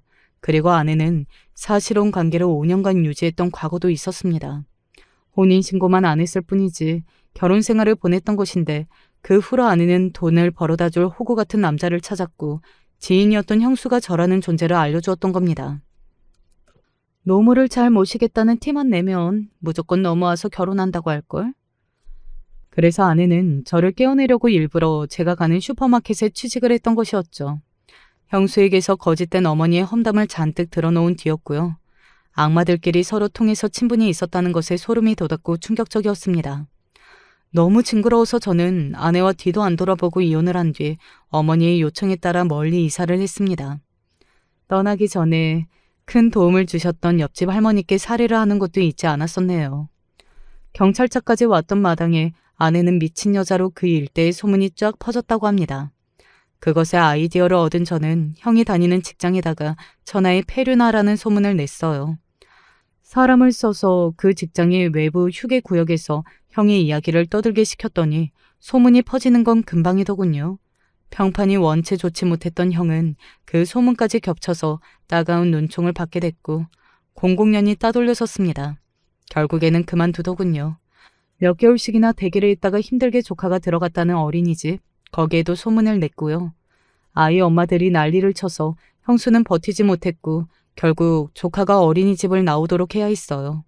사실 가장 큰 복수는 생각보다 아주 많이 있었던 집안의 재산을 제가 다 받아버린 것 아닐까 싶었습니다. 형이 나중에 본인의 몫을 요구할 수 있으므로 아예 미리 다 정리를 해버리자며 어머니가 제안을 하셨고 이번에는 제가 거절하지 않았습니다. 제 명의로 싹 돌려버렸네요. 인간의 탈을 쓴 악마들에게서 벗어나 새로운 일상을 살다 보니 저도 그렇고 어머니도 오히려 전보다 마음이 편해지더라고요. 기대하지 않았건만 정말 좋은 인연이 저에게 찾아와 주기도 하였고요. 마음씨가 따뜻하고 눈빛이 성은한 저의 평생 짝꿍입니다. 이 사람 덕분에 어머니의 건강이 회복세를 보일 수 있었다고 생각해요. 너무 감사한 일입니다. 지금 더할 나위 없이 평온한 일상을 보내고 있는데 도대체 어떻게 알아낸 건지 형이 최근에 연락을 해왔어요. 물보다 피가 진하지 않냐면서 그런 말로 저를 흔들더군요. 본인이 어머니에게 따로 용서를 구하겠다고 했습니다. 자리만 한번 마련해달라고 그랬어요. 그럴 생각은 비록 없더라도 어머니한테 이야기 정도는 꺼내봐야 하는 것인지 이 문제를 두고서 제가 고민이 많은데 어떻게 하면 좋을까요? 노량진 고시원에서 지금의 남편을 만났습니다. 공무원 준비하면서 팔자 좋게 연애했다고 하면 할 말이 없지만 사실 전 제가 공무원 시험을 보는 데 있어서 남편이 참 많은 도움이 됐다고 생각합니다. 사실 제가 공무원 시험을 준비한 건 공무원에 있어서 아주 큰 꿈이 있어서도 아니었고 그냥 공무원이란 직업 자체가 안정성이 있고 평생 일할 수 있다는 거 하나 때문이었거든요. 근데 아시다시피 공무원이 좀 되기 어렵습니까? 하나를 꾸준하게 하지 못하는 성격상 혼자선 제대로 공부를 하기가 어려웠는데 저와는 다르게 성실하고 하나를 하더라도 제대로 할 줄 아는 남편을 만나고 나니 저 역시 그런 남편의 성향에 동화가 된 건지 힘들긴 하더라도 열심히 공부를 하게 되더군요. 그렇게 저는 경찰 공무원이 되었고 남편은 시청 공무원이 되었습니다. 같이 합격을 한지라 의미도 깊었죠. 제가 다른 공무원이 아닌 경찰 공무원이 된 것도 남편의 덕이 컸습니다. 자기는 경찰 공무원 준비를 해봐도 괜찮을 것 같아. 혹시 지금 준비하는 방향이 확정적인 게 아니라면 지금이라도 경찰 공무원 쪽으로 노선을 틀어봐. 무슨 이유인진 모르겠지만 남편은 제게 경찰 공무원 일이 잘 어울릴 것 같다고 이야기를 했고, 전 그 말에 1년 정도 준비하던 다른 공무원 시험을 버리고 2년간 경찰 공무원 시험을 준비했습니다. 아무래도 중간에 방향을 바꾸었기 때문에 여러모로 시행착오가 있을 거라고 생각을 했는데 2년 만에 합격을 했으니 운이 많이 좋았던 것 같아요. 아무튼 저희 둘 다 공무원 시험에 합격을 하고 각자의 일자리에 발령이 난 뒤 저는 조금 더 진지하게 남편과의 결혼을 생각했습니다. 연애 시절부터 이 사람이랑 결혼하면 좋겠다라는 생각이 들었지만 그때야 아직 공무원 시험에 합격하는 것이 우선이었기에 깊이 생각하지 않았거든요. 막상 남편의 도움을 받아서 경찰 공무원이 되고 나니까 결혼에 대한 생각은 더욱더 강해졌습니다. 남편도 저와의 결혼을 진지하게 생각하고 있는 통에 망설일 것도 없었습니다. 나 당신 부모님한테 인사드리러 갈래. 나중에 결혼하게 되면 시어머니, 시아버지 되실 분들인데 미리 눈 도장 찍어두면 좋잖아. 언제 가면 좋을까? 남편이 늦지 않게 미리 집에 이야기를 해준 덕에 전 바로 그 다음 주에 예비 시댁에 인사를 드리러 갈 수 있었습니다. 집은 그리 크지 않았지만 아늑했고 시어머니는 어쩐지 기운도 없어 보이고 소심한 인상이긴 하셨지만 그래도 다정하게 저를 맞아주셨어요. 그때까지만 해도 전 시댁에 굉장히 좋은 이미지를 가지고 있었습니다. 특히 시어머니가 제가 온다는 이야기에 남편한테 예비 며느리는 어떤 음식을 좋아하니? 라고 물으며 한상 가득 제가 좋아하는 음식들만 차려주셨기에 더 그랬습니다. 하도 시월드 이야기를 많이 들어서 내심 남편은 좋은 사람이지만 시어머니가 별로이면 어쩌나 하는 고민도 없지 않아 있었는데 그런 생각을 괜히 했다는 생각이 들 정도로 시어머니는 괜찮은 분이었습니다. 하지만 시댁에 유일한 오점이 있었죠. 바로 시아버지였습니다. 정말 그런 분이 아직까지 대한민국에 존재한다니. 아직도 그때의 기억이 생생합니다. 하여간 요즘 사회는 뭐가 잘못됐다니까? 여자랑 남자랑 한 상에서 같이 밥을 먹다니. 나 때는 그런 거 꿈도 못 꿨는데 말이야. 시아버진 가부장적인 사상의 끝판왕이었습니다. 심지어 예비 며느리로서 인사를 드리러 온 제가 있는데도 불구하고 대놓고 혀를 차면서 남자가 어떻다느니 여자가 어떻다느니 그런 생각을 가지고 있는 것은 둘째치고 설마 다른 사람이 있는 자리에서 그런 마인드를 뽐낼 줄은 꿈에도 몰랐어서 전 차마 시아버지의 이야기에 어떻게 반응해야 할지를 몰랐습니다. 아, 진짜 아버지 또 그러시네. 제가 그런 이야기 좀 하지 말라고 했잖아요. 예비 며느리가 왔는데 그런 이야기를 하고 싶으세요, 아버지? 예전은 예전이고 지금은 지금이에요. 아버지 때랑은 사정이 많이 달라졌다고요. 세상이 얼마나 변했는데요. 그나마 남편이 강하게 이야기해줘서 아무 말 안 하고 있었지. 솔직히 그때 시아버지 행태는 눈 뜨고 곱게 봐줄 수가 없는 정도였습니다. 진짜 사소한 것부터 큰 것까지 하나하나 다 시어머님만 부려먹는데 남편이 시아버지를 말리고 시어머니를 돕는 것도 한두 번이지. 시아버진 남편이 뭐라고 하든 그걸 받아들일 생각이 없어 보였습니다. 원래 그 나이 때 노인분들이 가부장적인 건 잘 알거든요. 솔직히 저희 아버지도 가정적이고 다정하냐고 물으면 그건 아니었으니까요. 근데 그렇다고 할지라도 시아버지만큼 심한 사람은 처음 봤습니다. 남편 말대로 시대가 달라진 게 어느 때인데 아직까지 저런 마음으로 여자 남자를 나누다니. 어머니는 원래부터 저렇게 아버님 말에 아무 말씀도 못 하셨어? 솔직히 오늘 좀 깜짝 놀랐어. 어머니도 어머니지만 아버님이 너무 어머님한테 심한 거 아닌가 싶네.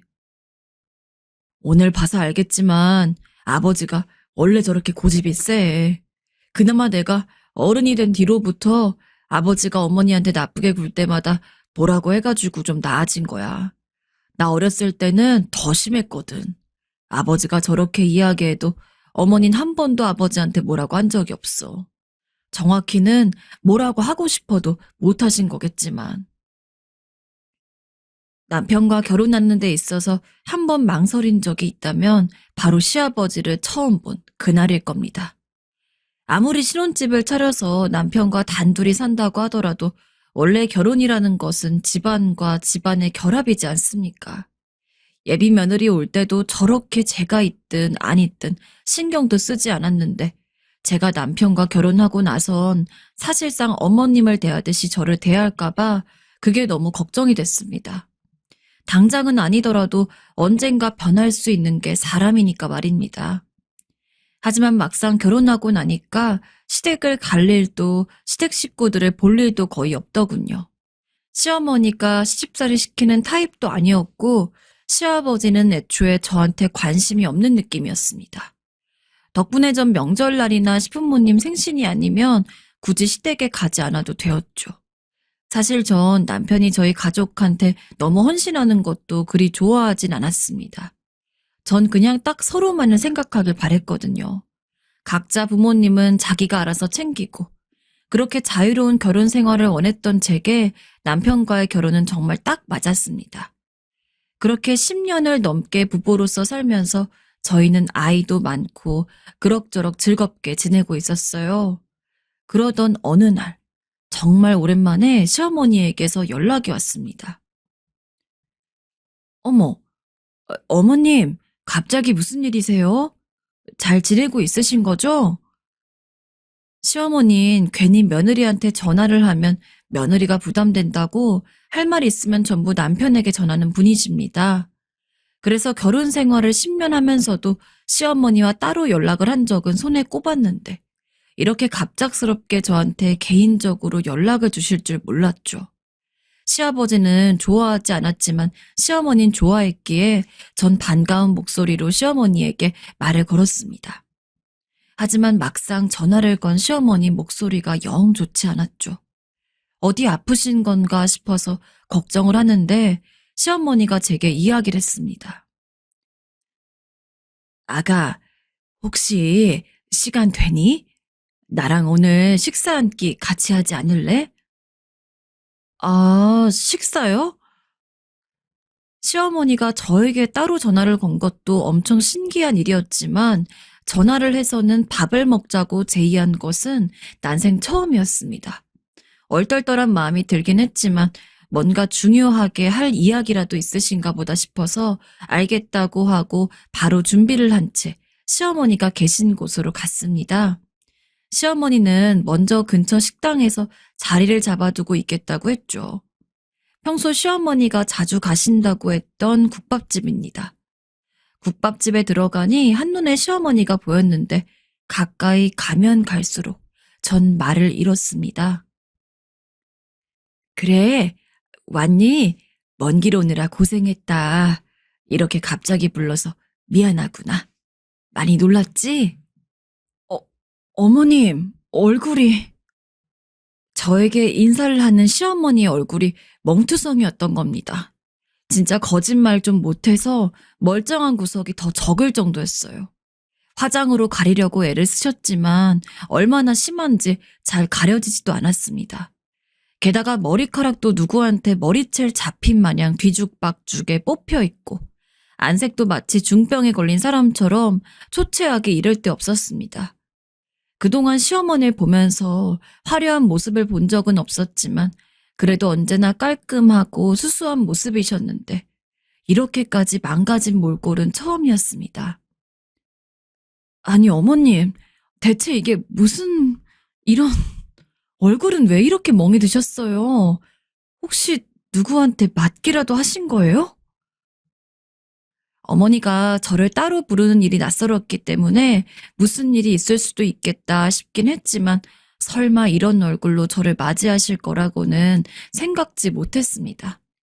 제가 놀라서 호들갑을 떨자 시어머니는 일단 자리에 앉으라고 하더군요. 제 앞에는 시어머니가 미리 제 취향에 맞게 시켜둔 국밥이 한 그릇 나와 있었습니다. 식사를 안 해서 배가 고픈 상황이었지만 시어머니 얼굴을 보니까 고픈 배도 쑥 들어갔어요. 전 대체 무슨 일이냐고 저한테라도 이야기를 해보라고 말씀드렸습니다. 그때서야 시어머니는 머뭇거리더니 무슨 일이 있었는지 알려주시더라고요. 원래 남편이 그런 사람까진 아닌데 시어머니를 때린 것은 바로 시아버지였습니다.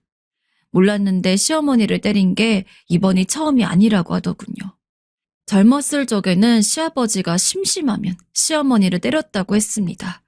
그나마 남편이 어른이 되고 한동안은 그런 일 없이 무사히 지나갔는데 요 근래 시아버지가 심기 불편한 일이라도 있었는지 화가 다시 도져서는 조금이라도 자기 성질을 건드린다 싶으면 시어머니에게 손찌검을 한 겁니다.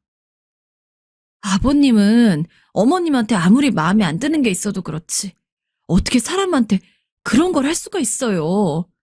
어머님은 아버님이 왜 저렇게 행동하셨는지 알고 계신가요? 그냥 참고만 있으신 거예요? 아휴, 요즘 세상이 어떤 세상인데. 그게 말이지, 내가 바람을 피는 것 같다고 하더구나.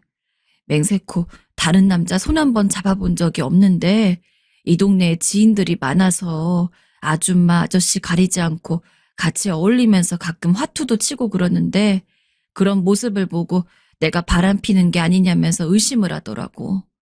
아무리 아니라고 그래도 들어 먹어야 말이지. 그래도 때리고 나면 한동안은 얌전해져서 그럭저럭 버틸만 하단다. 원래 심성은 착한 사람이거든. 이미 포기한 듯이 말하는 시어머니의 말에 기가 찼습니다. 물론 시어머니는 그렇게 이야기하면서도 저의 도움이 필요했을 겁니다. 제가 그걸 모르는 게 아니에요. 다만 대체 그동안 얼마나 고생을 하셨으면 저렇게까지 자포자기하는 식으로 이야기를 하시는 건지 그게 너무 안타까울 뿐이었죠.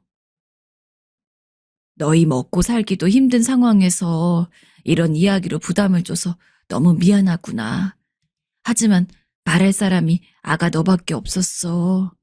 그냥 다 털어놓고 싶더구나. 여자는 여자가 마음을 잘 알아준다고 아들 녀석한테 말하면 정말로 너희 시아버지를 가만두지 않을 것 같아서. 시어머니는 도움을 원하면서도 남편한테 이야기하는 것을 꺼려했습니다. 왜 그런 건지 여쭤보니까 이미 남편이 학창시절에 비슷한 사건으로 시아버지를 가만히 안 놔뒀던 일이 있었다고 하더군요. 그 당시 시어머니는 남편에게 무척 고마워했지만 그것과는 별개로 남편이 시아버지에게 큰 소리를 내고 아예 연을 끊을 듯이 구는 것이 마음이 좋지 않았다고 했습니다. 최대한 아들한테는 이야기하고 싶지 않단다. 하지만 그렇다고 해서 더 이상은 참고 넘어가고 싶지도 않아. 마침 네가 경찰 공무원이니까 뭐라도 잘할까 싶어서 물어보는 거란다. 이런 상황에 내가 내 남편을 고소하면 승소할 수 있을까? 아니, 승소도 승소지만 더 이상 남편이 내게 손찌검하는 일이 없도록 만들 수 있을까? 시어머니는 시아버지를 고소하고 싶어 했습니다. 그리고 이미 오랜 시간이 지나긴 했지만 이제서라도 시아버지의 지긋지긋한 그늘에서 벗어나고 싶어 했습니다. 졸지에 시어머니와 며느리 관계에서 경찰과 피해자의 관계가 되었습니다. 당황스러운 마음이 있긴 했지만 시어머니가 저에게 도움을 요청하신 만큼 저도 할 수 있는 대로 조력을 하고 싶었습니다. 그래서 주변 사람들에게 도움도 요청하고 제가 개인적으로 아는 변호사와도 상담을 해서 시어머니 같은 처지에 있는 사람들이 어떤 식으로 법적 대응을 해나가야 할지를 알아두었습니다. 어느 정도 정리가 된 뒤에 전 시어머니를 찾아갔죠. 어머님, 지금 상황에서 어머님이 이길 수 있는 방법은 정식으로 아버님을 고소하고 이혼하는 수밖에 없어요. 어머닌 조금 더 온화한 방법을 찾고 싶으셨을지 모르겠지만 지금 아버님이 행하는 행동은 법적으로 엄청 큰 문제거든요. 요즘은 옛날이랑 달라서 여자들이라고 해도 참고 사는 일이 거의 없어요, 어머님. 어머님도 진정으로 아버님을 벗어나고 싶으시다면 단호하게 나서는 게 정답이에요. 정말 그런 방법밖에 없을까? 냉정하게 말해서 아버님이 하지 말라는 말을 들으실 분이었으면 애초에 상황이 이 지경까지 안 왔을 거예요. 어머님도 얼른 아버님 벗어나서 어머니 인생을 사셔야죠. 그러니까 마음 단단히 먹으시고 고소 준비하세요. 제가 마침 아는 변호사분이 있는데 어머님한테 소개시켜 드릴 수도 있어요. 그분이랑 이야기하시면서 자료 준비하고 하면 승소하긴 어렵지 않을 거예요. 전 시어머니가 조금 더 적극적으로 시아버지에 대한 고소를 준비하면서 본때를 보여주기를 바랬습니다. 그래서 마치 제가 겪은 일인 것처럼 하나하나 세심하게 찾아보았고 시어머니에게 훈수 아닌 훈수도 더 가면서 조언을 했어요. 그런 제 말에 설득을 당하셨는지 시어머니는 결국 시아버지를 고소하겠다고 하면서 저한테 고맙다고 하고는 집에 갔습니다. 그런데 바로 당일날 저녁 시어머니가 제게 전화를 했습니다. 안녕하세요, 어머님. 무슨 일 있으세요? 혹시 고소 관련해서 궁금하신 거 있으신 거예요? 그게 아니라 내가 한참을 생각해 봤는데 아무리 그래도 고소를 하는 건 좀 그래서 네가 기껏 열심히 알아봐 줬는데 미안하구나. 마음이 약한 시어머니는 집에 가서 혼자 많이 생각을 해보신 모양입니다. 그러다 결국 미우나 고우나 오랜 시간 부부로서 살아온 남편인 시아버지를 그렇게까지 하고 싶진 않으셨던 거겠죠. 사실 낮에 시어머니랑 헤어지고 집에 오면서도 이럴 가능성이 있다고 생각을 했습니다. 워낙 유약하고 성정도 여린 시어머니였으니까요. 이해는 했지만 그것과는 별개로 시어머니가 참 답답했습니다. 아무리 생각해도 시어머니가 제대로 고소하고 이혼 소송을 걸었다면 시아버진 절대 이길 수가 없었거든요.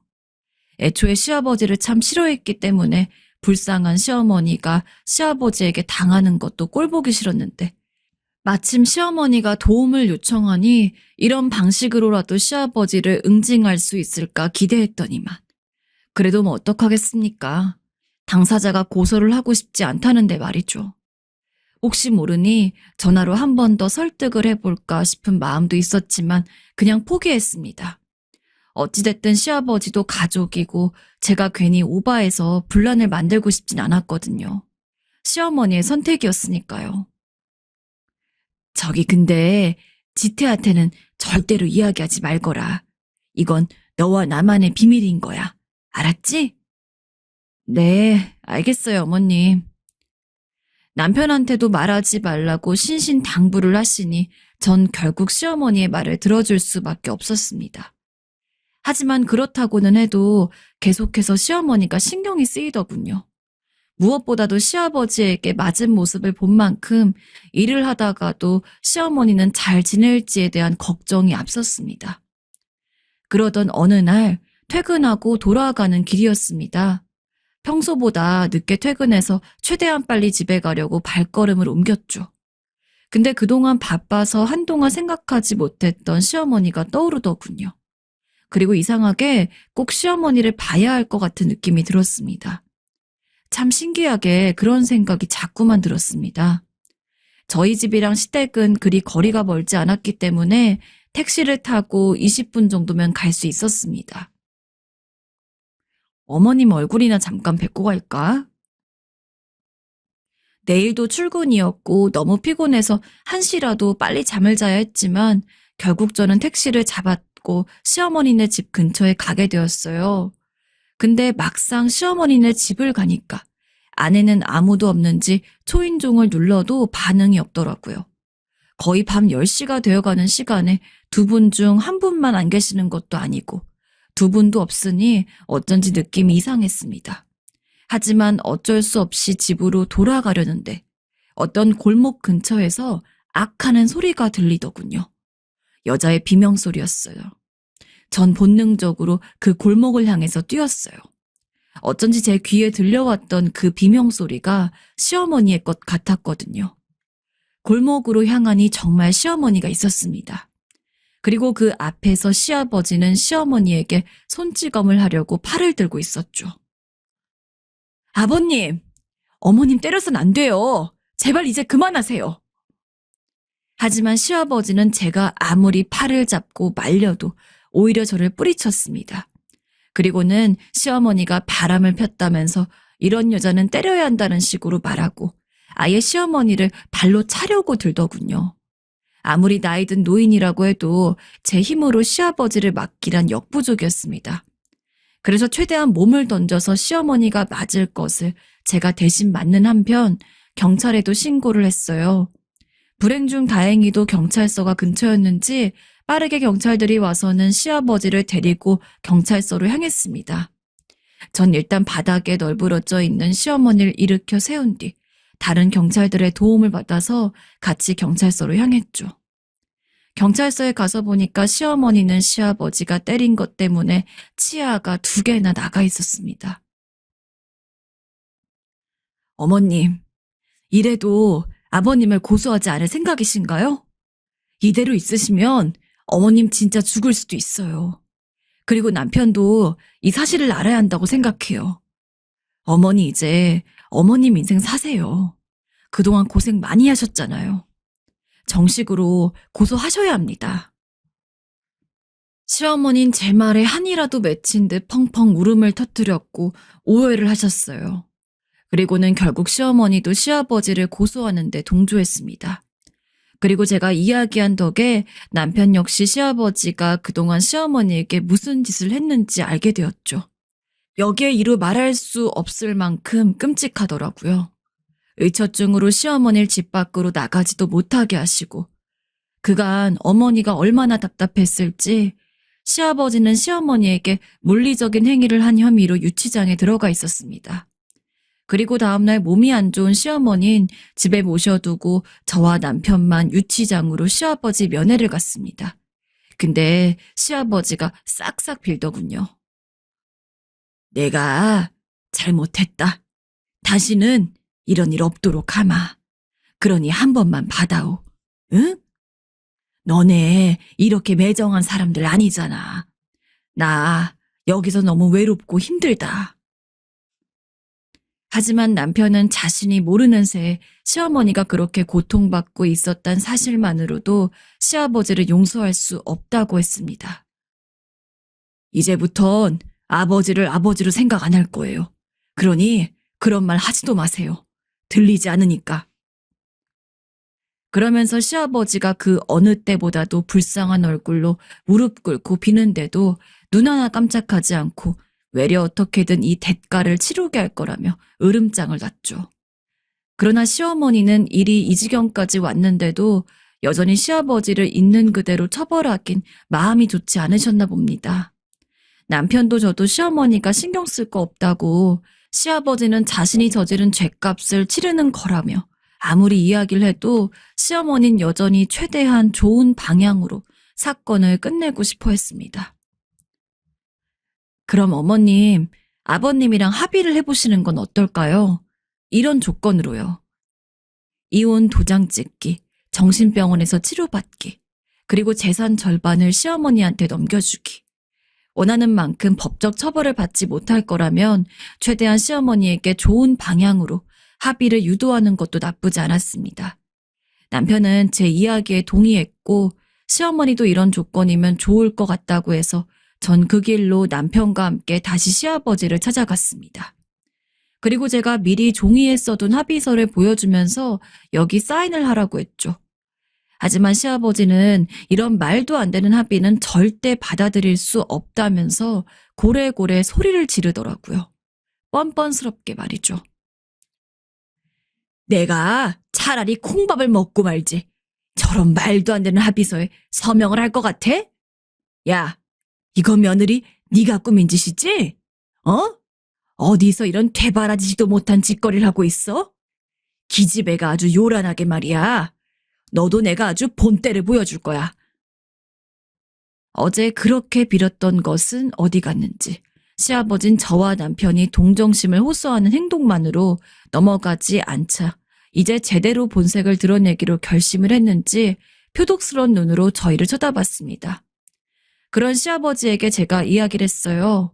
이미 이 일이 있기 전에 예전부터 시어머니와 시아버지의 이혼 소송에 대해서 전문 변호사를 통해 상담을 받아놨다고. 여기서 소송으로 넘어가시면 아버님이 불리해요. 가정폭력 증거는 차고 넘치고 솔직히 지금 당장이라도 아버님 고소해서 정말 원하시는 대로 콩밥 먹게 해드릴 수도 있어요.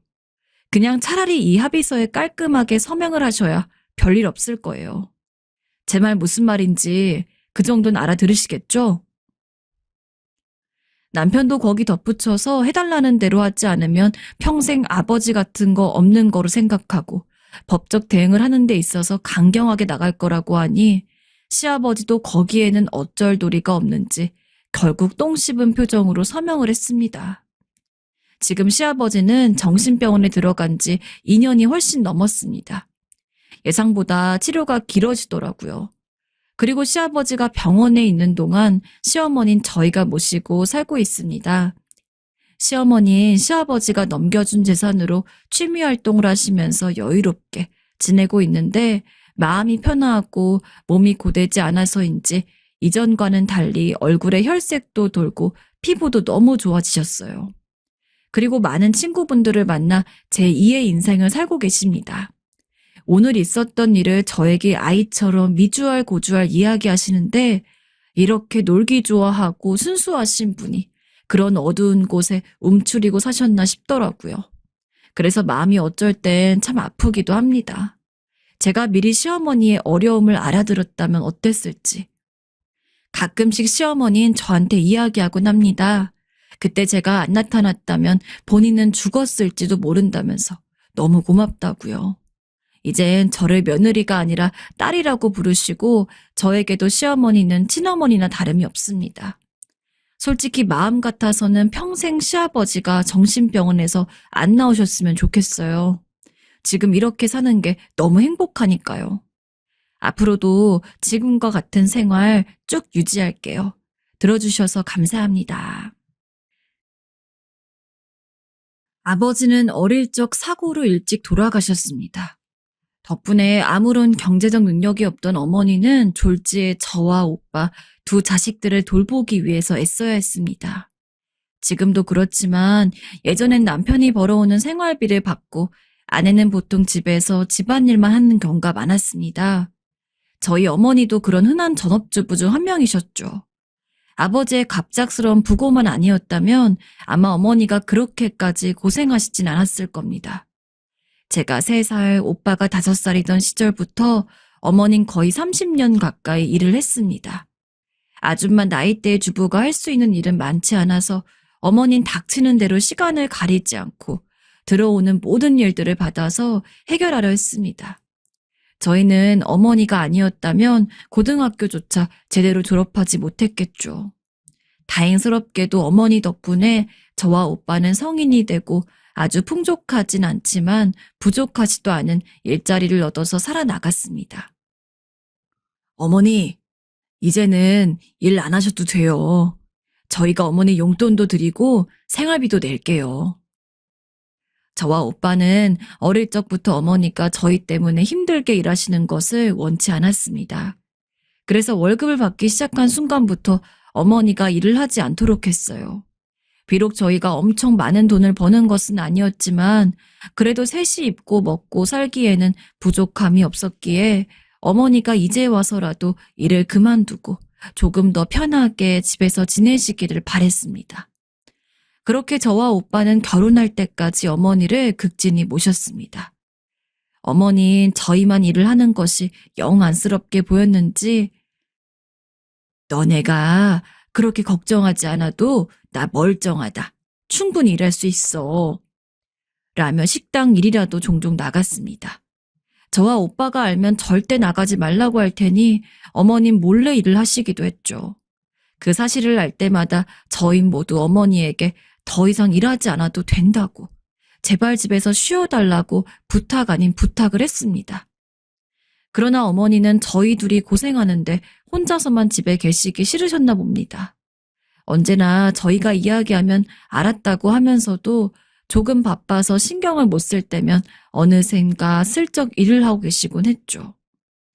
만약에 어머니의 몸이 그렇게 좋아지지 않을 걸 알았다면 조금 더 철두철미하게 어머니를 감시했을 텐데, 오빠는 결혼을 하여 분가한 상황이었고 전 결혼을 준비 중인 상황에서 어머니와 둘이 살고 있었는데 어느 날부터 어머니가 속이 안 좋다는 이야기를 자주 했습니다.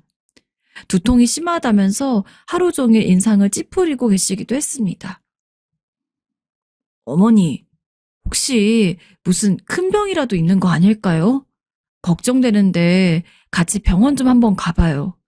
안 그래도 어머니 건강검진 받을 때도 되었는데. 병원은 무슨 병원이야. 괜히 별것도 아닌 일에 아깝게 돈 쓰지 말아라. 원래 예전부터 가끔씩 채기가 있는지 가슴이 답답했고 두통도 아주 없진 않았어. 며칠 지나면 금방 나을 거야. 병원을 가자는 제 말에 어머닌 괜찮다면서 부득부득 집에서 요양을 했습니다. 하지만 그런 어머니조차도 시간이 지날수록 아픈 것이 심해지는지 매일같이 앓는 소리를 내었습니다. 아무리 어머니가 병원을 가지 않겠다고 고집을 부려도 그런 모습까지 본 상황에서 어머니를 모시고 병원에 가지 않을 순 없었습니다. 황급히 어머니와 함께 병원에 간 날, 전 담당이로부터 어머니가 암에 걸렸단 이야기를 듣게 되었습니다.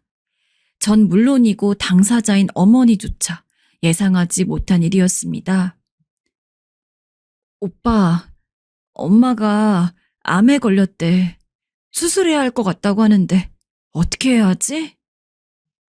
불행 중 다행으로 수술을 해도 가망이 없는 말기는 아니었습니다. 하지만 언제나 건강할 거라고 생각했던 어머니가 암으로 인해서 수술이 필요하단 이야기 하나만으로도 제가 패닉 상태에 빠지기는 충분했습니다. 어머닌, 수술하면 낫는 거잖아. 괜찮아. 라며 일부러 웃어 보였지만 제가 걱정할까봐 그런다는 걸 알기에 더욱 마음이 아팠어요.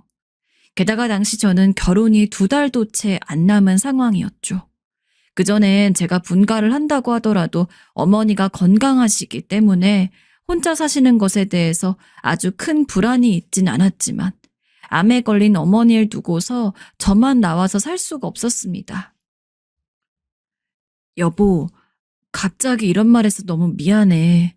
근데 당신만 괜찮으면 우리 어머니 모시고 살 수 없을까? 우리 엄마 암 수술 받고 나면 치료도 해야 하고 돌봐줄 사람이 필요한데 오빠는 이미 결혼해서 분가한 지 오래됐고 그나마 남은 자식은 나 하나뿐인데 나라도 우리 엄마 모셔야 할 것 같아. 남편에게 그런 부탁을 하면서도 얼마나 염치가 없던지 제가 남편이었으면 솔직히 사정 자체는 이해를 해도 기가 찼을 것 같습니다. 결혼이 얼마 남지도 않은 상황이었고 당연히 둘이서만 살 거라고 예상하고 있던 시기에 상대방 부모님을 모시고 살아야 한다니. 하지만 착한 남편은 제 어머니를 모시고 사는 것이 당연하다는 듯이 답해 주었습니다. 당신 어머니는 나한테도 어머니와 같아. 장모님 몸이 안 좋으신데 우리끼리만 살면 나도 마음에 많이 걸렸을 거야. 그러니까 당신이 나한테 미안해할 필요 없어. 장모님 모시고 사는 게 나도 마음이 편하니까. 남편이 아니었으면 어머니도 제대로 모시지 못하고 있을 뻔했는데 너그럽게 이해해준 덕분에 전 남편과 결혼을 하고 나서도 문제없이 어머니와 함께 살 수 있었어요. 물론 저희가 안 되면 오빠가 어머니를 모셔야 했겠지만 당시 오빠는 저보다 먼저 결혼을 한 것도 한 거였지만 이런저런 경제적인 사정 때문에 형편이 그리 좋지 않은 상황이었습니다. 그래서 어머니를 모신다고 하더라도 어머니의 치료에 전념할 수 없었어요. 그랬기 때문에 저희 집에서 어머니를 모시게 된 것은 정말로 다행이었습니다. 이 나이 먹고 엄마가 너무 미안하다. 아프지만 않았어도 한창 신혼생활 즐겨야 할 너네랑 같이 있을 필요는 없었을 텐데. 엄마, 그런 말 하지 마요. 내가 엄마한테 지금껏 받은 게 얼마인데. 이젠 내가 우리 엄마 책임져 줄 거야. 어머니는 저와 남편네 집에서 함께 사는 것을 매일매일 미안해했습니다. 남편에게도 사과를 했고 저에게도 사과를 하셨죠. 물론 저희는 당연히 괜찮다고 했습니다. 특히 남편은 제가 바쁠 때 어머니랑 일부러 외출도 하면서 사위 노릇도 톡톡히 하고 어머니가 집에 있는 것이 하나도 안 귀찮다는 것을 몸소 알려줬던 모양이에요. 그런 남편에게 어머니는 많이 고마워했지만 그러면서도 한편으로는 자신의 존재가 짐이 된다는 것을 아예 잊지는 못하신 것 같았습니다. 하지만 1년, 2년, 3년. 저희 집에서 지내는 시간이 한 해 한 해 늘어날수록 어머니는 점점 저희와 함께 있는 것에 익숙해지셨습니다.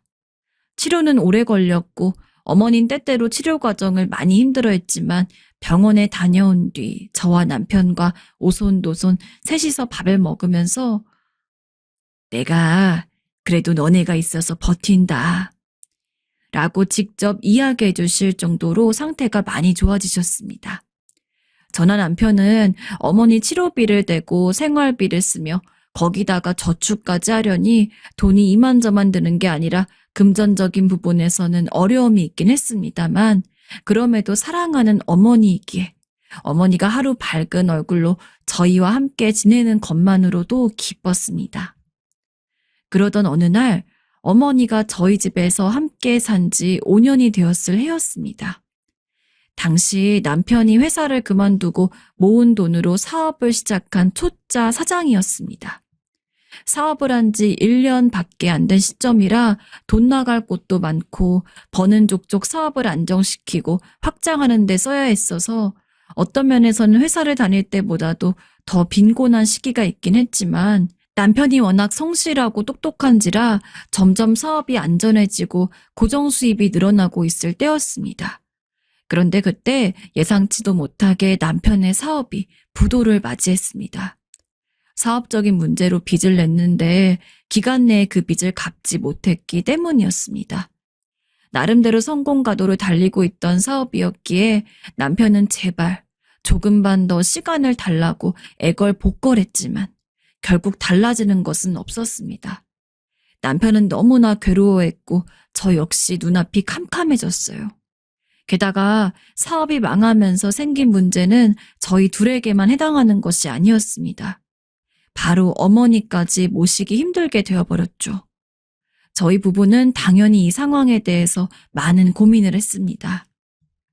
여보, 이제 어떻게 해야 하지? 이 상태론 엄마 암 치료비 대기도 힘들고 우리 셋 생활비도 쓰기 어렵잖아.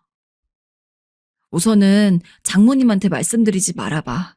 내가 어떻게든 급전을 구해볼게.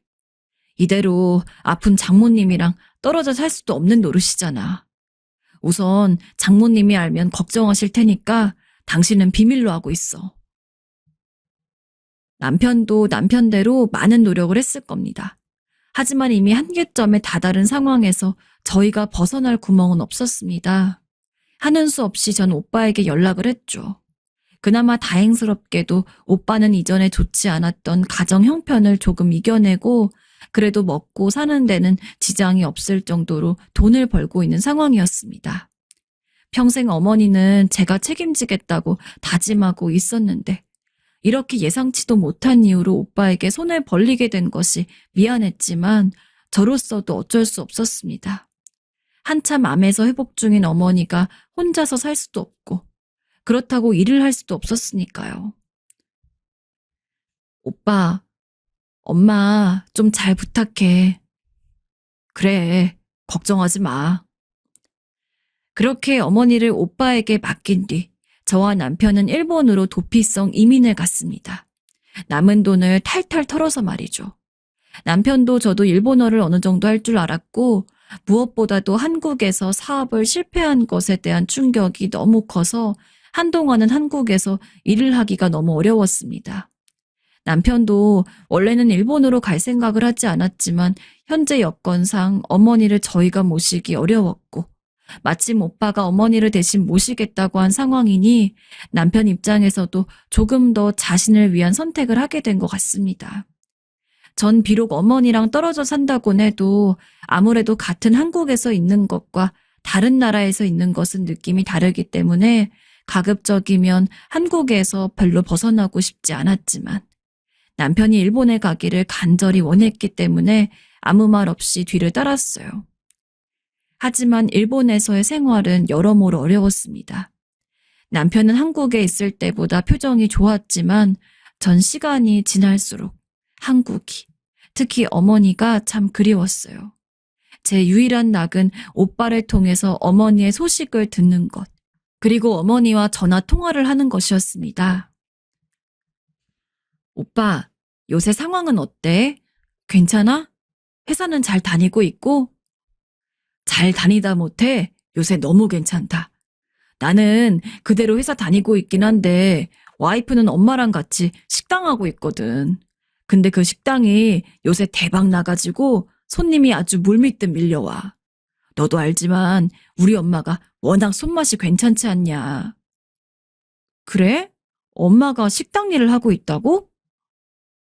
어느 날도 오빠에게 전화를 걸어서 요새 어떻게 지냈는지를 물었는데 이상하게 그날따라 오빠가 참 싱글벙글한 음색이더라고요. 좋은 일이라도 있나 싶었더니 아니나 다를까. 좋다 못해 놀라울 정도의 일이 있었더라고요.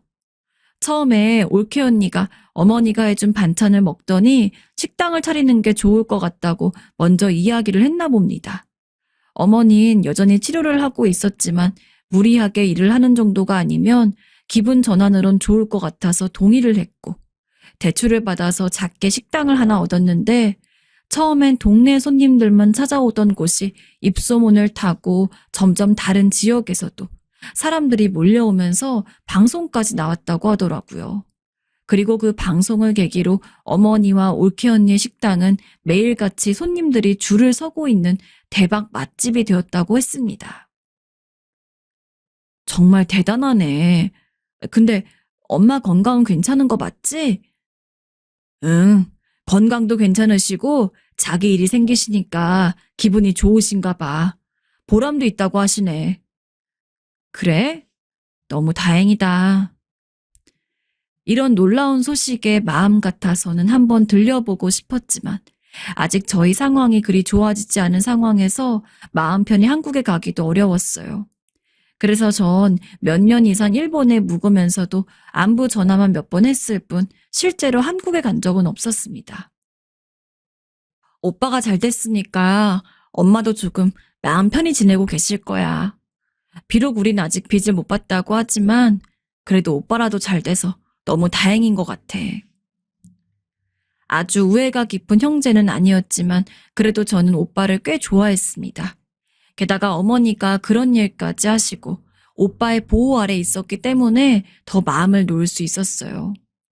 물론 그러면서도 저도 저 나름대로 남편과 다시 예전처럼 잘 살 수 있기 위해 타지에서 꾸준히 노력했습니다. 이미 한번 실패를 맛봤기 때문에 다시 한번 같은 사업으로 재기를 꿈꾼다는 것은 무척 어려웠습니다.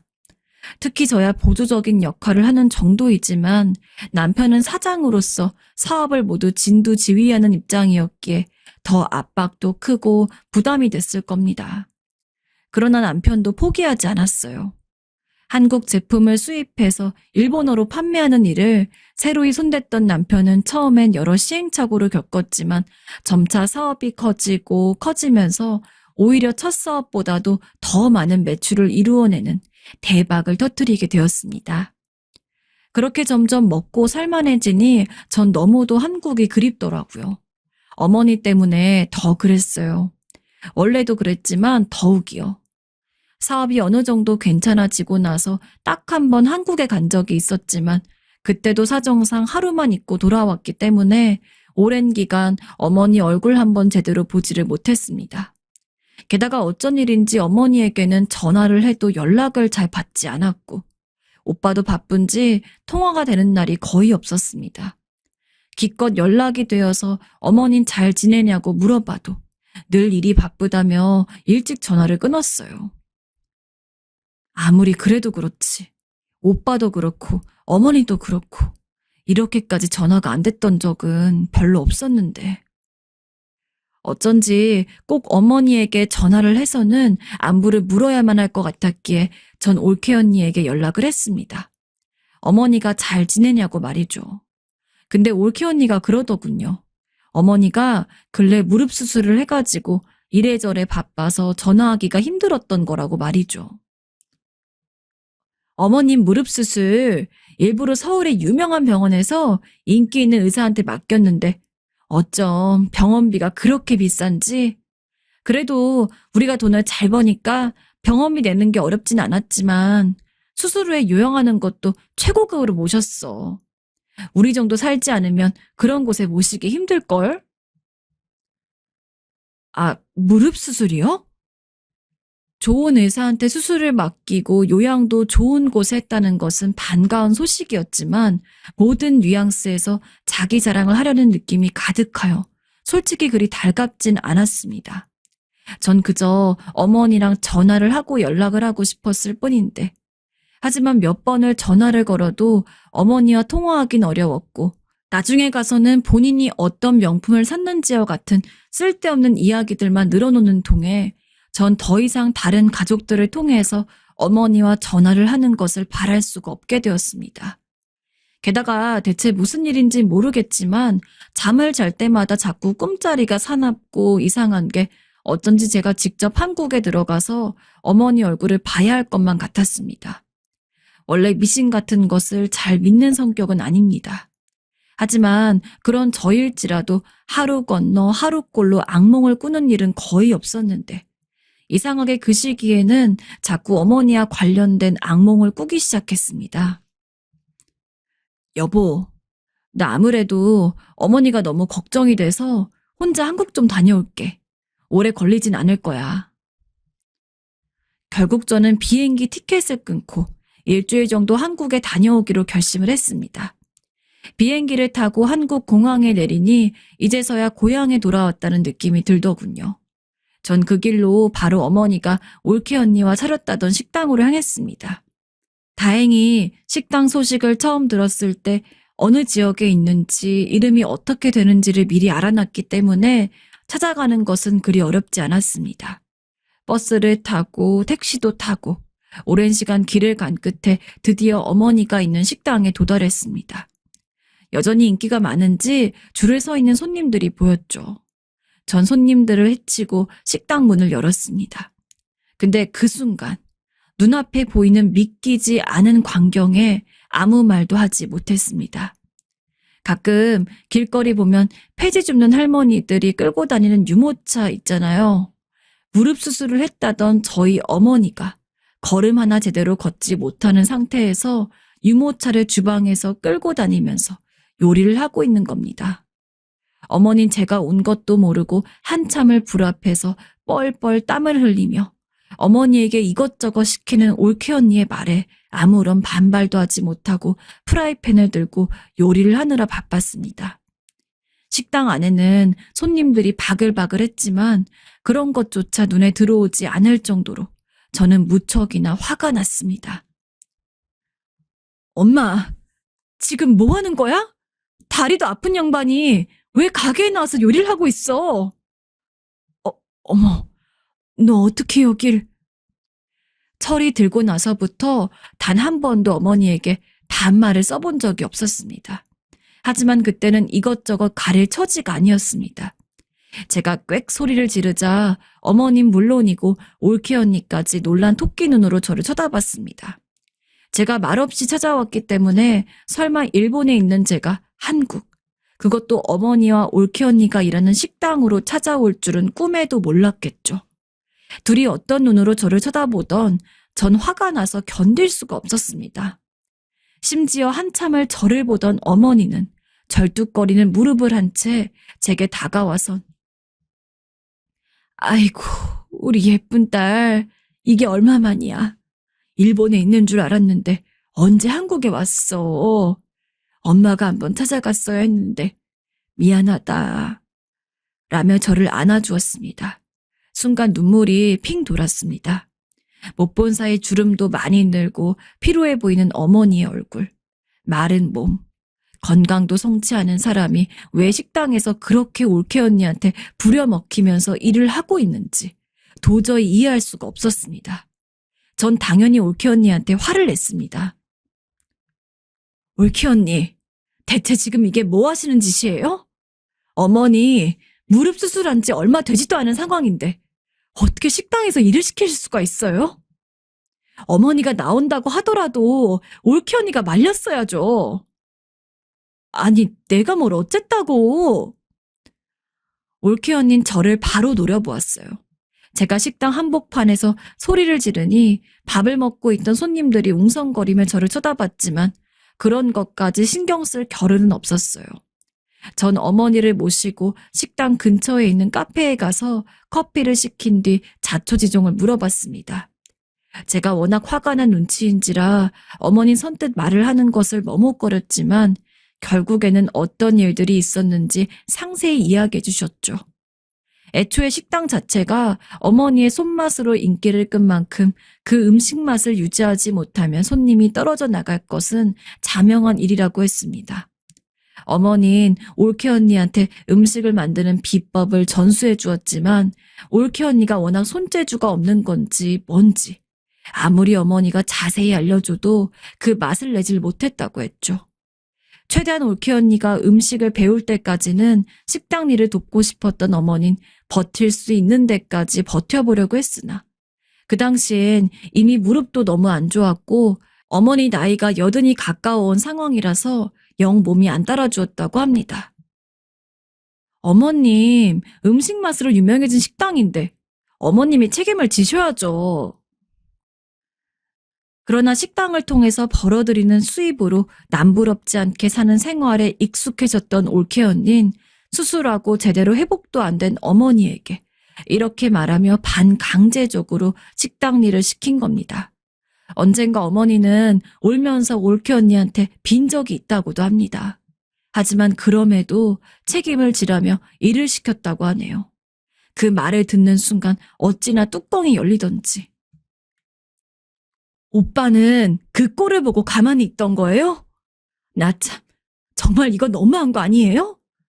네 오빠는 바쁘잖니. 아니 바쁘긴 뭘 바빠요. 아무리 바쁘다고 해도 엄마를 어떻게 이 꼴로 놔둬요? 엄마는 왜 당하고만 살았어요. 나에게 전화라도 하지. 아니, 너 일본에서 힘들게 살고 있는데 내가 그런 말까지 해서 너에게 짐까지 될 순 없잖아. 정말 어머니의 말에 제 자신이 너무 초라해졌습니다. 나에게 짐이 될까봐 연락을 하지 못했다는 말. 정말 제 자신이 더욱 싫어졌습니다. 그리고 오빠에 대한 분노는 더욱 커져갔습니다. 전 오빠 역시 이 모든 일의 공범으로 보였습니다. 전 그 자리에서 오빠에게 전화를 걸었어요. 오빠가 인간이야? 지금 엄마한테 무슨 짓을 한지 알아? 엄마가 우리를 어떻게 키웠는데 지금까지 일을 시킬 수가 있어? 오빠가 지금 엄마 상태를 제대로 알기나 해? 그리고 인간이 맞냐며 어떻게 어머니가 그 고생을 하는데 아들이 돼가지고 아무 짓도 안 하냐고 온갖 욕을 했습니다. 그랬더니 오빠는 너 도대체 뭘 보고 그러는 거야? 다 엄마가 좋아서 하는 일인데 내가 그만 일하라고 해도 엄마가 기어코 하신 거야. 어디서 소리를 지르고 있어?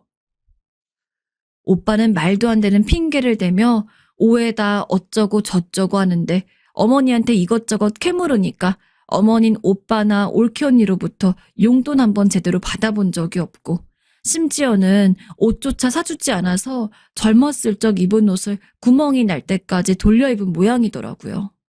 어지간하면 어머니만 데리고 나오려고 했지만 그 말까지 들으니까 적어도 아까 본 올케 언니한테 응징을 해줘야겠다 싶었습니다. 그래서 가게로 다시 돌아가가지고 학창시절의 역도 선수로서 있었던 힘을 살려서 응징을 해주었어요. 소란이 일어나자 손님들은 허겁지겁 나가고 일부는 말리고 그중엔 누가 경찰도 부르기도 했지만 전 멈추지 않았습니다. 이미 전 성난 황소처럼 이리저리 날뛰고 있었습니다. 마치 제가 너무 못나 어머니를 지키지 못했다는 죄책감을 풀기라도 하듯이 말이죠. 당장 우리 엄마 그동안 일 시키고 안 줬던 돈 다 내놔. 부족하다 싶으면 정말 죽을 때까지 따라다니면서 괴롭힐 테니까 그럴 줄 알고. 어디서 인간이란 사람이 그럴 수가 있어?